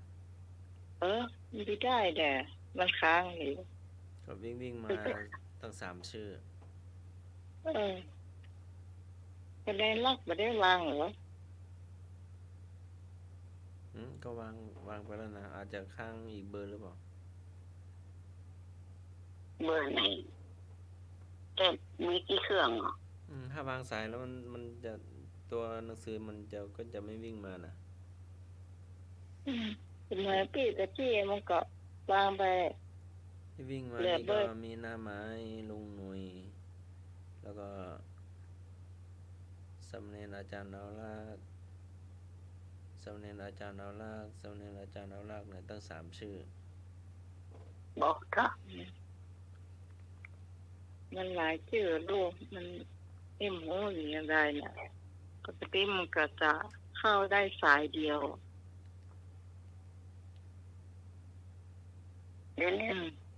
นี่รักไปแล้วกะมันจะรู้ว่าใจแล้วสายไม่ได้วางกะไม่ได้วางสายกะวางแล้วก็แกว่าอู้กันไปเลยบอกเป็นยังเจ้าวิพรต่อเลยเจ้า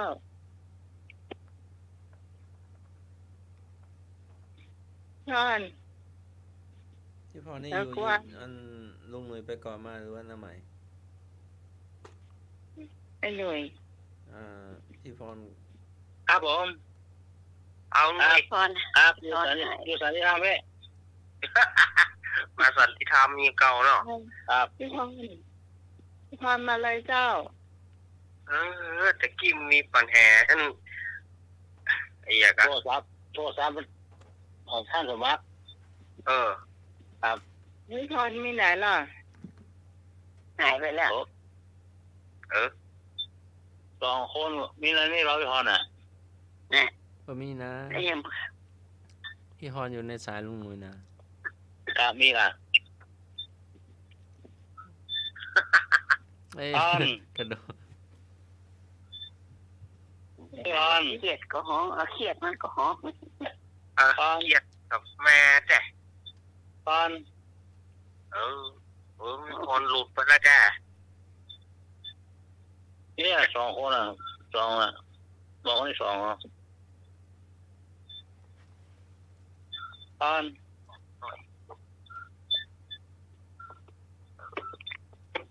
เดี๋ยวภาพพี่ฮอนก่อนครับเครียดเนี่ยลืมบวกค่ะ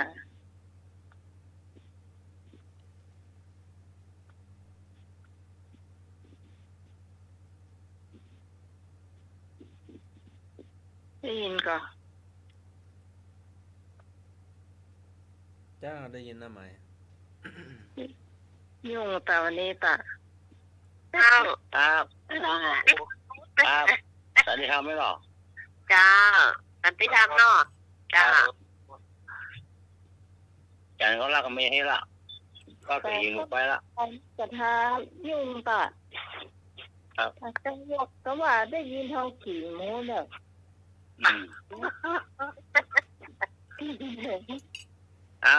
ร้อยต่อกระดาษไข่นกนวดแป้งอยู่กำลังนวดแป้งเนาะจ้าถ้าผสมแป้งกันแล้วเรียบร้อยแล้วเนาะกินกันแล้วเนาะจ้านวดแป้งนวดได้จนที่น้ำตาลละลายคือแป้งจะเนียนแล้วนะเจ้าเมื่อแป้งเนียนแล้วก็เราก็พักไว้ก่อนเนาะแล้วมาตั้งหม้อน้ำมันนะเจ้าพอ ตั้งกระทะน้ำมันใส่ประมาณครึ่งขวดถึงกันนะเจ้าครึ่งขวดพอน้ำมันใช้ไฟอ่อนปานกลางเริ่มอ่อนล้ำบ่แห้งล้ำนะเจ้าใช้ไฟปานกลางแล้วตั้งหม้อน้ำมันเดี๋ยวพอนะตั้งสักครู่หนึ่งน้ำมันก็จะร้อนเนาะน้องใช้วิธีฆ่าน้ำมันไปก่อนนะเจ้าแล้วน้ำมันร้อนนะก็น้ำใส่หน่อยหนึ่งชั่วแล้วมันจะเดือดเลยเจ้าซ่าดังซ่าซ่านะรอให้มันมดเสียงมันมีสักหน่อยเดี๋ยวมันร้อนได้ดีแล้วเนาะจ้ะเอาก็ปั้นไข่นกกระทากลมหยอดลงไปปั้นอย่างเขาปั้นลูกกุ้งนะจ้ะทอดปั้นได้หลายๆแล้วค่ะก็ทอดย้ายกระชอนนึกคนไปเรื่อยๆจ้ะจนถึงมันไข่ขนมไข่นกกระทาก็จะเหลืองนะจ้ะเหลืองพอดีน้มอ่อนล้ำเนาะพอดีกลางๆนั่นนะเจ้าทอดเสร็จแล้วเขาก็ตักขึ้นมาใส่กระชอนเสด็จน้ำมันไว้ปั้นทอดต่อไปเนาะจนแป้งมดนะเจ้าแป้งมดแล้วก็มาเสด็จใส่น้ำมันแล้วเสด็จน้ำมันที่ในกระชอน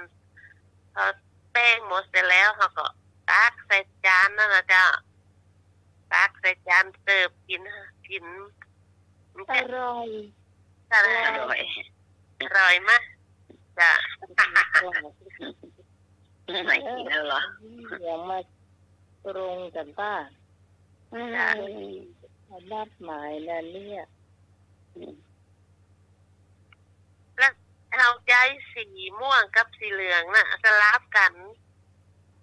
เหมาะน้องมาไหมออกสีเหลืองนะตั้งจะสีม่วงมันจะเป็นสีม่วงนะเนาะไข่นกกระทาสีม่วงก็จะเป็นสีม่วงสีเหลืองมันก็จะสีเหลืองจะเป็นอยู่ตรงไหนฮะบอกไก่แก่น2 บาทบอกลูกยินเลยหรอโอ้แก่นใหญ่กะแก่น2 บาทก่อนเขาขายอ่ะแก่น2 บาทก่อนนะโอ้แก่น2 บาทแล้วก็กิ้งลงบาทมือกิ้งลงพื้นโต๊ะนั่นมีหรอเนี่ยไม่กล้ากัดก้อไม่มาขายอ่ะค่อยทอดมันทอดเผือกทอดไข่นกกระทาแต่ก่อนนี่แก่นบาทอ่ะเด็กขึ้นไป2 บาทอ่ะอันนี้เขามีคนดูแควนหน่อยหลานเขาโยมลูกกินละไปไหนหรอวันนี้ได้โอกาสต้องมีคนรู้นะเจ้าแม่เขาโยมไปญี่ปุ่นไปแอลหานวันที่เพิ่นไปอยู่ด้วยเพิ่นแต่ก่อนนะจ้าแม่นอกขนาดอ่ะไปนอกกระทะไปจัดในก็ถ้าป้าก็ซื้อนะไปจัดเจดีย์ป้าก็ซื้อ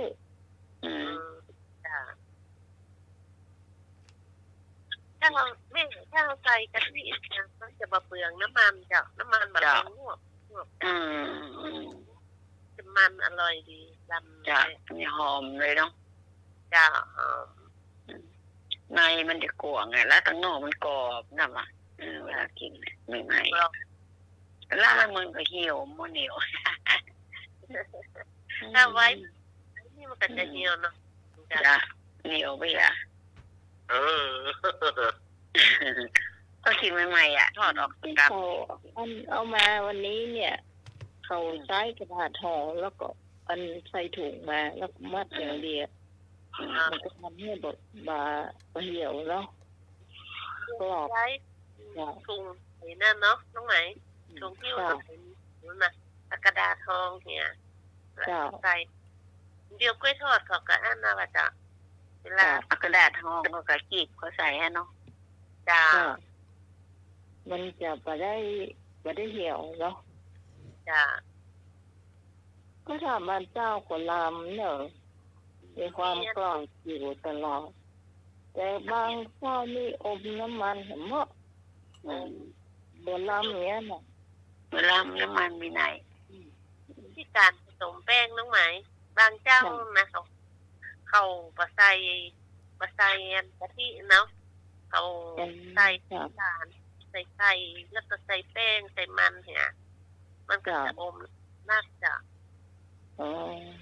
ถ้าเราใส่กะทิหน่อยนะมันจะบ่อมน้ำมันแล้วจะกรอบจะ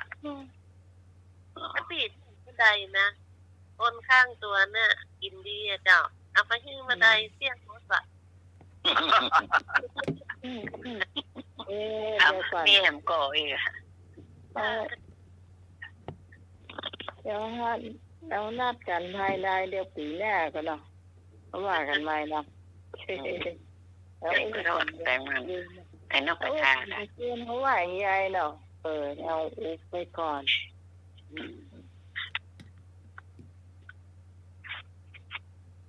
กินก็ทอดอ่ะปีหน้าก็จะกินปีหน้าก็กินปีหน้าก็เอาลงทอดบ้านน้องใหม่นะบ้านน้องใหม่มีกล้วยทอดอ่ะทานอยู่ที่บ้านนะทอดที่บ้านน้องใหม่ก็ได้จ้ะบอกยายจืดนะทอดนักๆเลยจ้ะนุ่ยอยากกินข้าวเหรอครับโอ้ทำมาตานให้ก็ได้หรอยอดตันได้เนาะจ้าต้องใช้เครื่องเสียงมันต้องใช้สักอย่างสักตายอย่างเดียวเนาะโอ้ตั้นหรอพี่ฮอนไปมองเด้อฮะหมายพี่ฮอนเดี๋ยวเอาแกงไปมองเด้อลาบกันลาบทางกบหัวเด้อนี่กำหนดจ้าขึ้นหมดนั่นใครอ่ะว่าจะครับผสมกันใช่จ้ากล้วยทอดรวมกินกับข้าวนะครับกล้วยทอดนะเคยกินกับข้าวลำเนาะลำครับทำไมเป็นละอ่อนน่ะเคยกินกันข้าวเรากล้วยทอดถ้ากินข้าวกับกล้วยทอดกับมะม่วงถ้าได้กล้วยทอดนี่สบายละครับย่ากินกับข้าวกินกับข้าวครับอยากกล้วยแล้วกับมันลำหรือกล้วยกันนะกล้วยทอดนี่นะลำกับกล้วยที่เป็นหวีก่อนกล้วยเป็นหวีผมก็เคยกินกับข้าวเลี้ยงง่ายเนาะวันลำลูกเอาขอยายกับกล้วยนะแม่เอาตามม่ามข้าวม่ามข้าวม่ามป้าลูกนี่นอนแข็งเลยลูกนี่นอนแข็งหมดละข้าวม่ามโจกไปหมดละโคมาไม่ลงมาเลยล่ะ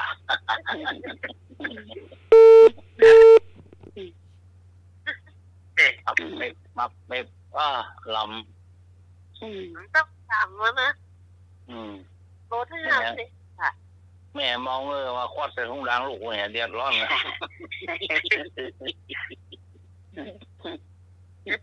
ยุ่งแต่โอ้ละลูกกับป้ามาได้เต้อมองเอาเข้ากันกล้วยตัดปากสักคำกินมะม่วงกับข้าวกาแต่ว่านี่ก็กินหม้อนี่มากอะลำกินทองยอดใส่ทองกับข้าวลูกเนี่ยนี่เขากินทองยอดก็เข้าโอ้ข้าวเผ็ดด้วยข้าวมากินกับข้าวไม่ได้อ่ะมันหวานน้ำตาลแล้วมากเลยมันอารมณ์น้ำเชื่อมเนี่ยเหมาะแต่หวานมันหอม น่าเขาพัดเขาว่าพัดลิงวัดสุธาในอย่างเงี้ยเนี่ยพัดลิงวัดสุธาว่ะ พัดลิงวัดสุธามันเป็นยังไง พัดดิ่งพระสุธา ครับ มันพัดแบบไหน ก็เป็นยังอ่ะมันเป็นยัง โอ้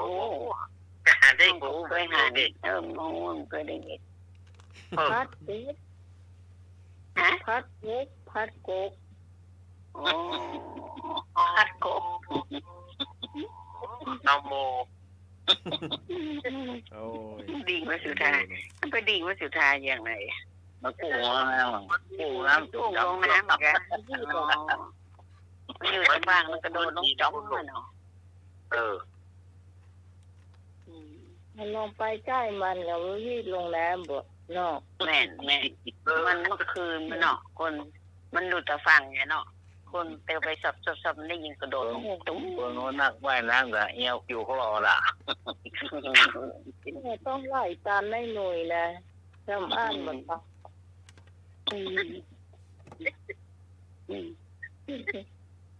ยังพอที่อยู่ด้านได้ลงเลยแต่ว่าจะไม่ได้มันเสียจับ พี่พรต้องน้องกับพี่น้อยด้วยกัน จ้า ช่วยช่วยกันสองคนและเสียงไม่ตึงเทศ ทำเก่า ว่าจำเก่ามาพูดก่อน เชี่ย จำเก่าพูดกัน พูดละ เชี่ยก่อน มันนี่เจี๊ยหรอให้มีว่าไปเลย แต่สมัครเลยกัน ก็นึกว่าหัวเราะหยังหัวเราะคิกๆยิ้มก็หัวเราะมันผ้าขาด ผ้าอย่างขาดที่ไหน ถอยมันผ้าขาดครับ ผ้าขาดน่ะมันหยังมาเกาะมันเนาะ เอา ประตูเกาะมันกันหรือว่าจะไง มันขาดตรงไหนอ่ะก็ใส่หัวใส่มันไปขาดตรงไหนอ่ะ หัวขาดกลางหลังอ่ะ โกนนะกะดังโกนมาค่ะ ผ้า ผ้าอย่าง ผ้าจีวร ถ้ามันขาด ไปไหนขึ้นกับหัวเราะนะ มันขาดตั้งก้นก็หันก้นเลยค่ะมานี่ ก็ถึงใส่หัวใจอ่ะมั้ง จ้า ตั้งหัวใจกันเนาะ ยังหาบ่ป้าน่ะบ่ฮู้ขาดแถวไหนยังหาบ่ป้า โอเคด้านสมัครอ่ะ เจ้าเดี๋ยวไปมาเอาหัวเราะกันเนาะ มันก็อยากไปเอาจากสมัครต้องไปปาดเดี๋ยวก่อนค่ะเอาไปปาดแล้วเขาจะรู้ว่ามันโหวตรงไหน จะปาดถอนเนาะ ไปปาด มันผืนใหญ่อ่ะผืนกว้างอ่ะ ก็พอเพิกเดียวหรือว่าพอแค่หาง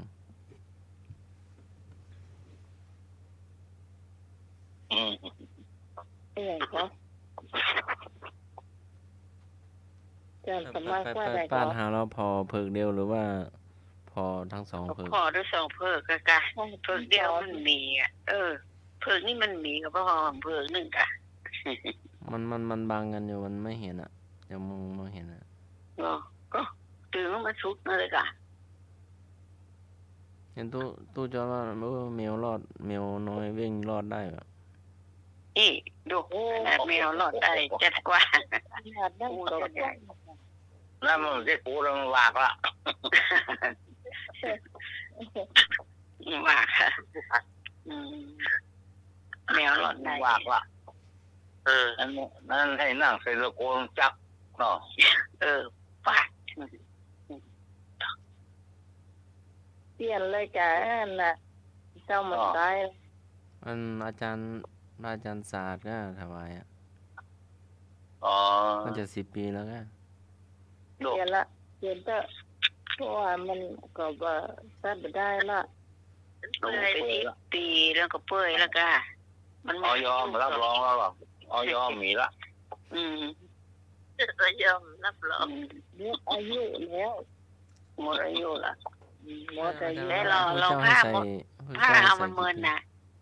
เราไปยีก็เดิมมันก็พูดเนอะเอายีเขียเข้าเลยเปิด บ่ละเจ้ายุ่งโคกละเผาว่าไปน่ะละ มันพูดแล้วไปเย็บก่อมตัวค่อยดีละเปลี่ยนเลย เดี๋ยวก็พูดเต็มอ่ะ ก็ว่าไปเตียวไปไหนเขาก็หัวเราะเนาะ ก็มันยากคือหรอก็ยังบอกเห็นเพิ่นบอกคือก็เอาออกเสียบ่ต้องไปเปาะผืนอื่นละ ไม่ต้องใจแล้วค่ะเนาะแต่แปลงผ้าเจ็ดโต๊ะเจ็ดต่างเจ็ดตู้อ่ะ โอ้ เป็นบาปก็ค่าจีวร จานสมัครโลค่า5 7ครับนี่มันหมดละแบตเตอรี่ เบอร์หยัง เบอร์5 7ครับ เบอร์หยังแล้ว 062 062 305 5057นี่มัน เอามาวางสายลุงเอาลุงวางสายตัวเดี๋ยวมันจะทับซ้อนกัน ครับ วางสายให้ตัววางสาย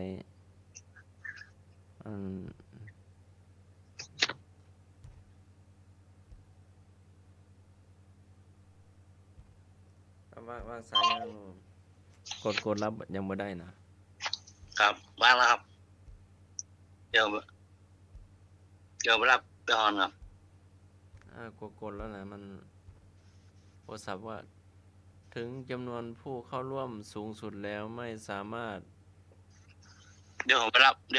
พรครับ ประสาน อาจารย์ครับ อันลุงโทรมาก็ได้เนาะ ครับ โทร ว่าอาจารย์เนาะ แล้ววางสายแรกกันเนาะ ครับ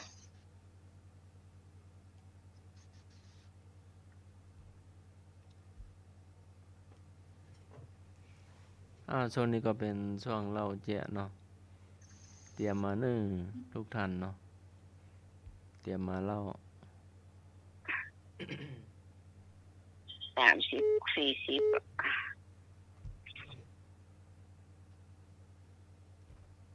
40ครับ ก็ยังบอกว่าเต็มอยู่ดี โทรเข้าได้เหรอก ดรับกดไม่ได้นะ เดี๋ยวเนี่ยไม่ได้ยินเสียงอาจารย์นะ เข้าสา ได้ ย ยินเสียงอาจารย์นะ เข้าสายน้ำไหมเข้าสายลุงหนุ่ยเข้าสายแม่พรเหรอ เดี๋ยวไปหาแม่ฮอนก่อน เจ้า ครับ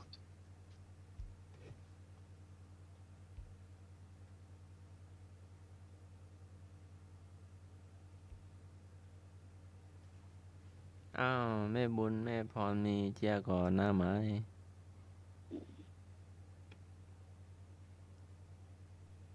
ไอ้หนูเข้าไหมยัง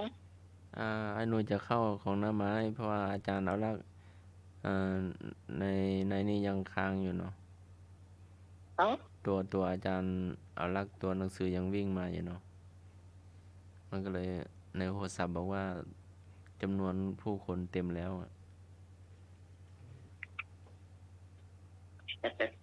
เป็นไอ้อย่างของมันไอ้หนูโทรมาตะเพเลยปะไอ้หนูโทรมาตะเพเลยเบอร์น้อง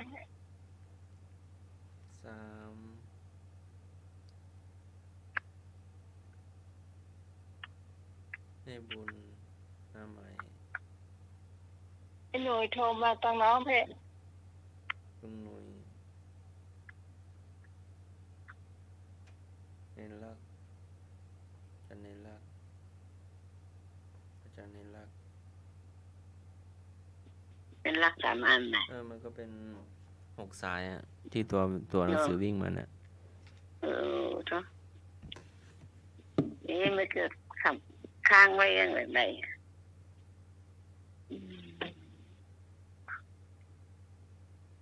โอ้ยหนูได้ยินกันเลย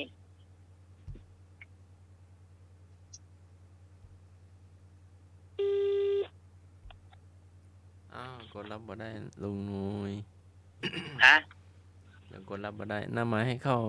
สายหน้าไม้บ่ น้ำหมายได้เหรอ หน้าใหม่ได้อยู่แต่ลุงหน่วยเข้าสายหัดสมัครบ่ได้ ยังนะ หน้าใหม่ให้เข้าสายลุงหน่วยหน้าใหม่ให้เข้าสายหน้าใหม่ โอ้นั้นไหมวะ เจ้า เดี๋ยวอาจารย์ว่างก่อนครับอันนั้น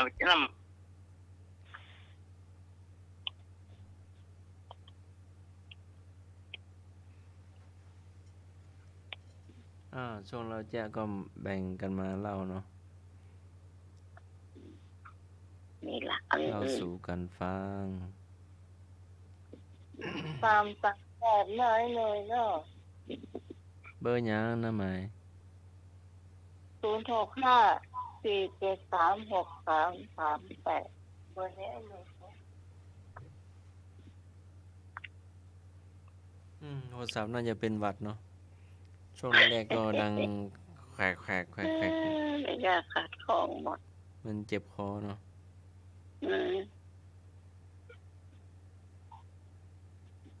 มันเจ็บคอ ผมบอกลูกเข้าสายหนึ่งไม่เข้าสายหนึ่ง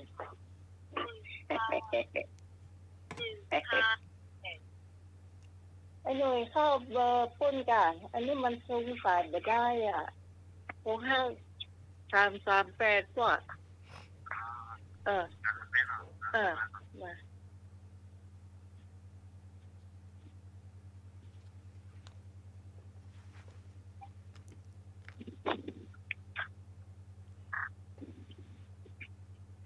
เราเจ๊รอเนาะ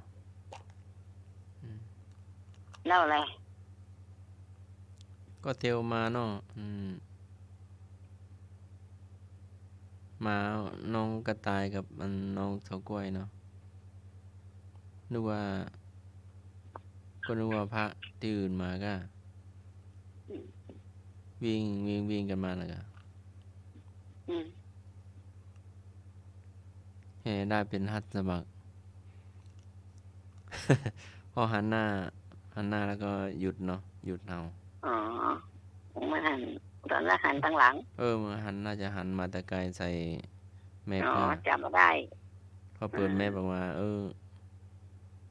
จำได้ก็เงียบก็ตาย จำได้ก็เหยียบเบรกเก่งหาเด็กจำได้แล้วหรอก็เลยปิดหน้าปิดตาผูกกระตาไม่ได้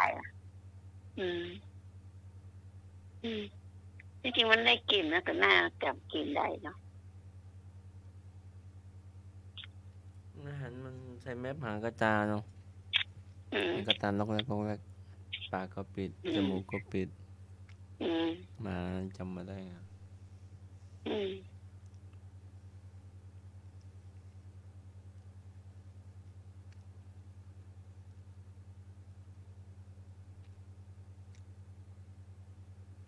จบไป1 เรื่องเนาะ จบไป1 เรื่องละ2 เรื่องละ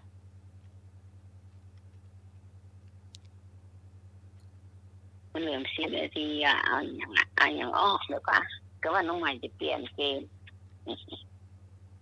มีอยู่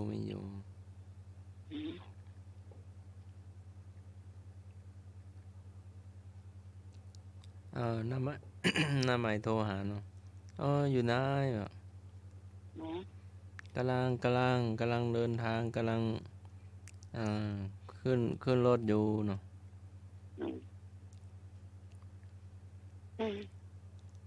อีกนาทีเดียวนะวะเลยเนาะเวลาเนาะกวาดวัดหน่อย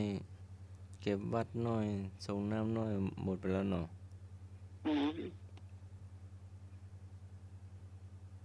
เที่ยวหันเพียวพี่น้อยหมดไปแล้วก็เดี๋ยวเวลามันเวยหมายถึงว่าอีกนาทีเดียวเด้อก็กำลังสมัครนาทีเดียวอยู่กันอย่างนะ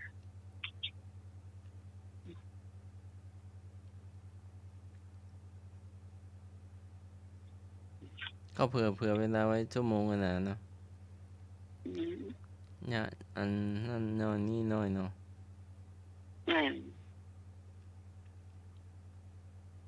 เก็บนั่นน้อยปัดนั่นน้อยกดนั่นน้อย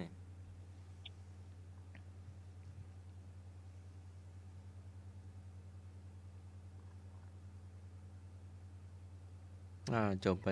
3 เรื่องแล้วเนาะเรื่องแรก 3 เรื่อง ผ่าขาดเรื่อง2หมาเห่าเนาะเรื่อง3เหลือนาทีเดียวเนาะเอามาคลายเครียด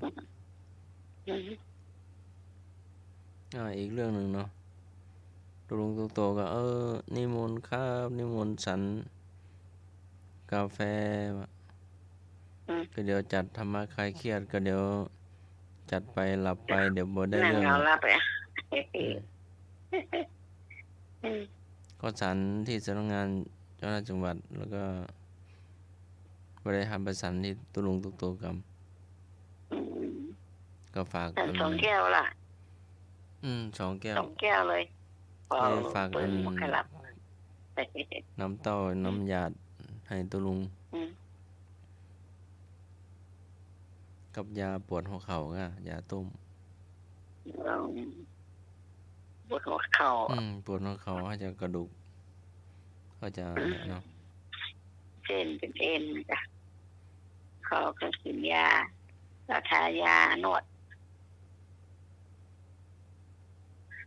ก็เว้นเนาะเว้นอันอย่างของหนักอะเนาะตุลุงตุกตาตุลุงตุกโตเนาะแล้วก็มันเนาะมันเพ่ววัดมันกวดวัดมันทำวัดมันสวดมนต์มันไหว้พระเจ้ามันไปงานปล่อยไปงานหลายอย่าง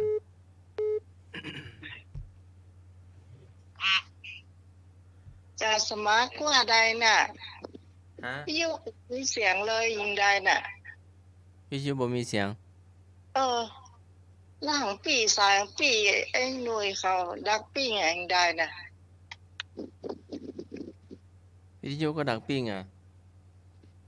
จะบ เสี อย ก งของปีบ่มีเลย อาจารย์สมัครมารับสายของปีไอ้หยังก็เนี่ย เดี๋ยวจะลองโทรหาเนาะ แต่บ่ใช่เบอร์นี้นะเบอร์ตะเกีย จะให้โทรไปหน้าหมายเบอร์ไหนมีตั้งหลายเบอร์ 0 65 473 473 338 338เจ้าเดี๋ยวโทรไปเนอะก็เร่งสุดแล้วนะ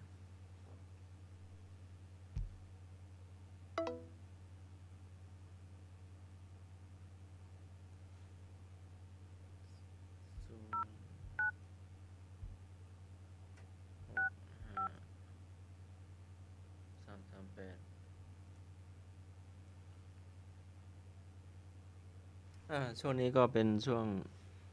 เราเจียเนาะรอสักครู่เนอะกำลังติดต่อประสาน ฮัลโหล เจ้าติดแล้ว ไอ้หน่วย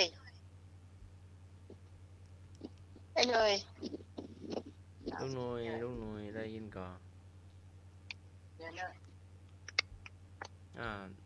ก็ไม่พร้อมแป๊บนึงเนาะ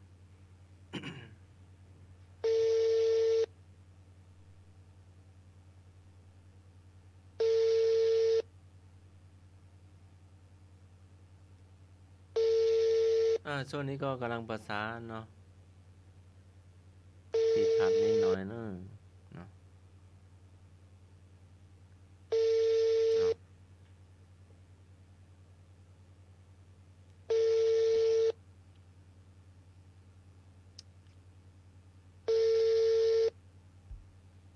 ได้เลย ทักคือมันเลือกฟังทำ ต่อกรรมเด้อแม่บุญแม่พรลุงหน่วยหน้าไม้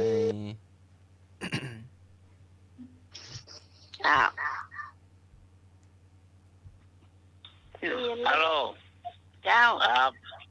มาแล้ว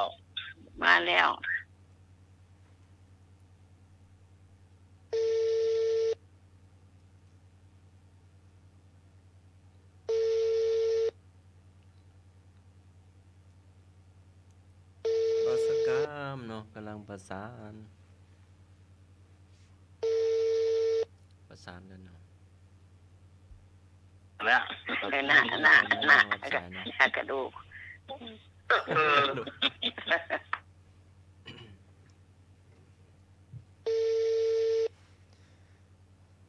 เหลือก็ ข้าวเจี๊ยบหมดแล้วก็เหลือก็อันอย่างอ้อเนาะ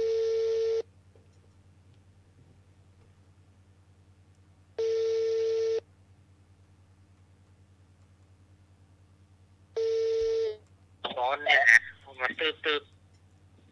ก็ถึงแม่ก็เข้าหาท่านสมัครเนี่ยท่านแม่อยู่ท่านสมัครเนี่ยตะกี้ อ๋อ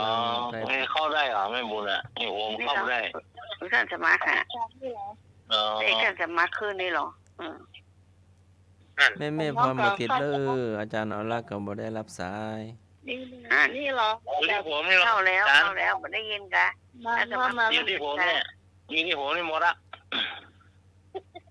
มีแม่คนเดียวอยู่ที่ท่านสมัครอ่ะ บ่หา อยู่ที่ผมหมดละครับ แม่ก็อยู่ที่ไอ้หนุ่ยกะ ได้ยินอาจารย์เอาละอันแม่บุญแล้วก็แม่พรละ ครับอยู่แต่นี่ทำให้ ป่วย ครับไม่บุญอยู่ในวัดสายหิน อยู่มีสายสมัครแล้วก็ไอ้หนุ่ยพี่พรเนียนล่าสุดที่ โอ้ย อยู่ดอนจานว่า 3-4 คน ครับ แม่ท่านสมัคร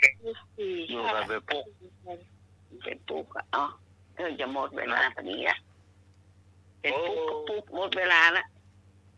ก็จะหมดเวลานี่แหละฮะครับผม นั่น อ๋อ ได้เนี่ยอันนี้ยังไม่ได้ถามเลยอ่ะ ไม่ได้ถามนะว่ามันเวลาจะมีแล้วแม่ เจ้าย กไปวันพุธเนาะ ครับ จ้า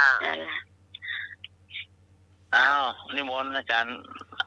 แล้วครับผม เดี๋ยว เที่ยงคืนแล้วก็ เดี๋ยวดูเวลาน่าจะ กินแล้วเมาอะหยัง นี่มาก็เล่าแล้วกัน เป่าแล้วโค้งอะหยังเป่าแล้วโค้งบ่มีเขา เป่าแล้วโค้งมันมีเขา ปีเป่าบ่ดัง หรือ ไอ้อย่างน้องก็คือ อย่าง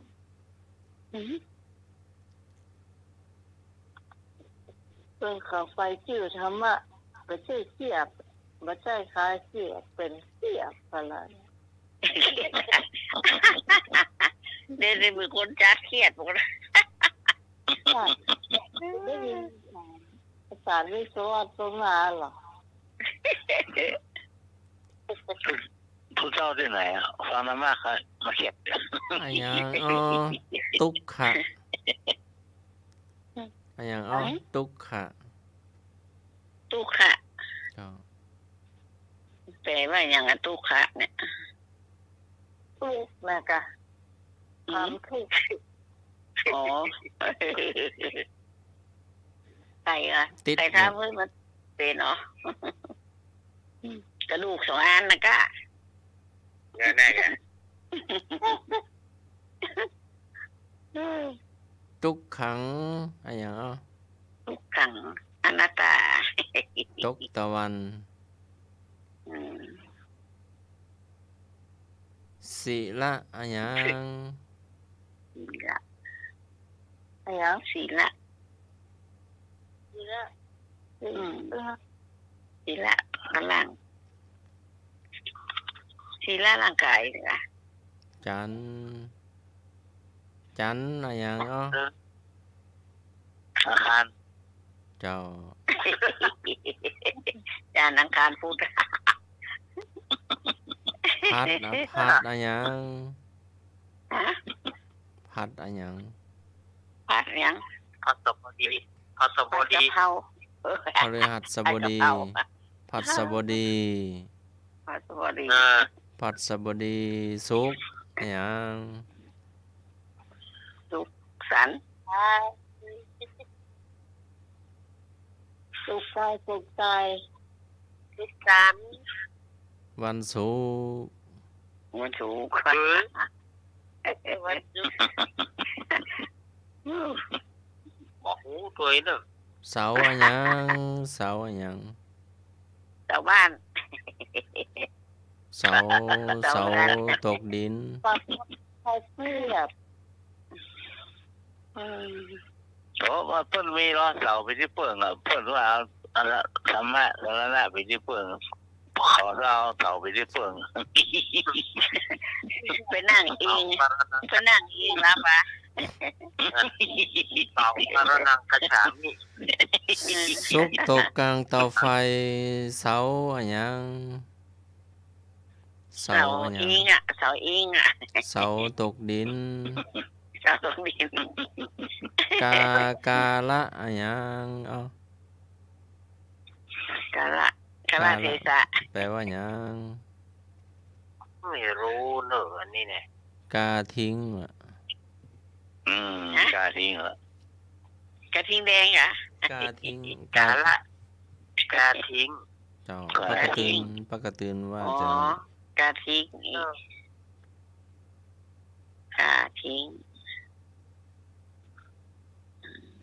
วันอะไรอย่างสำคัญที่สุด วัดอันยังสำคัญที่สุดเอง วันอะไรสำคัญที่สุด อ๋อวันนะกะ ครับ วันพระ ใช่ มันเกิด ใช่มันเกิดกับหัวใจ วัน มัน อา ผิ ทิ ด ตย์ อาทิตย์กับหัวใจวันนี้วันนี้ยวนพ่อง หืม โอ้ วันนี้ยวนพ่อง วันนี้ย้อนน้ำละ มันยวนว่าแม่รักษาบดีกี่ฮักเกอร์อ่ะ วางเงินได้ราคาตุ่มเลย ตีกลางแอนรู้ว่าเขาจอกว่า วันค่ำล่ะ มันทุกข์มาใจ หัวใจว่า วันอะไรอย่างสำคัญที่สุด วัน มืดสันวันดี ตาย วันค่ำ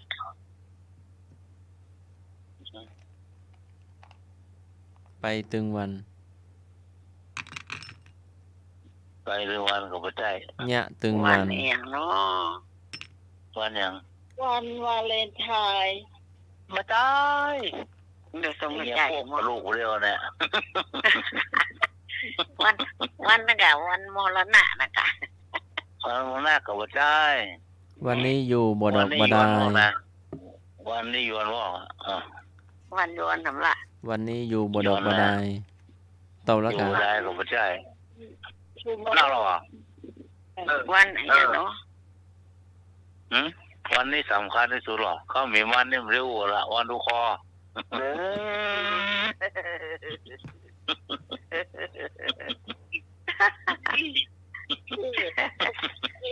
อันที่ เดี๋ยวท่านฟังแน่ดี ดีเอาตะงอนกะเอาตะงอนบอก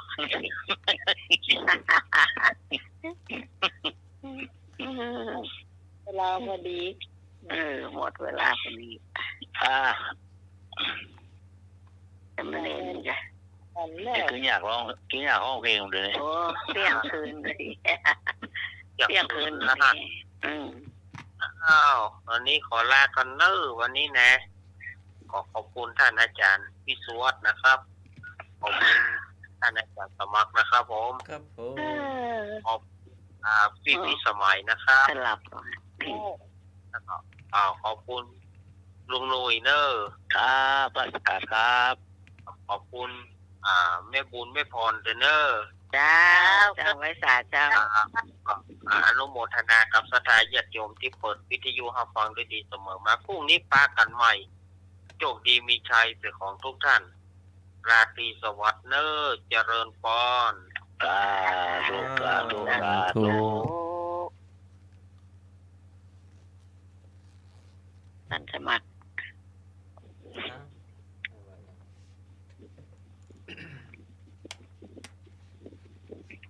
ไว้เนาะ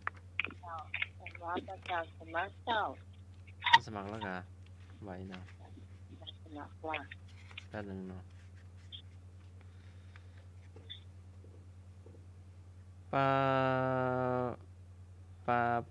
านังอาก การนังสุขังการไม่ทำบาปก็เป็นสุขคัมภีร์ที่มาขุดทักกะนิกายธรรมบทค่ำคืนนี้ก็ไหว้พระสวดมนต์แผ่เมตตาหยาดน้ำหลับเป็นสุขตื่นเป็นสุขขอเจริญพรสาธุสาธุสาธุเจ้าสำหรับค่ำคืนนี้ขอบคุณคุณผู้ฟังที่เป็นกำลังใจให้นะเจ้าขอบคุณอาจารย์พระครูสมุวิศวะวรกิจโจ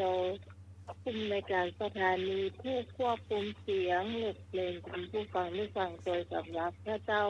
ที่สลายเคยด้วยเยอดอนเจ้าจากวันนันปานเจ้าบุญเจ้าครับเกิดเพลงนี้เจ้า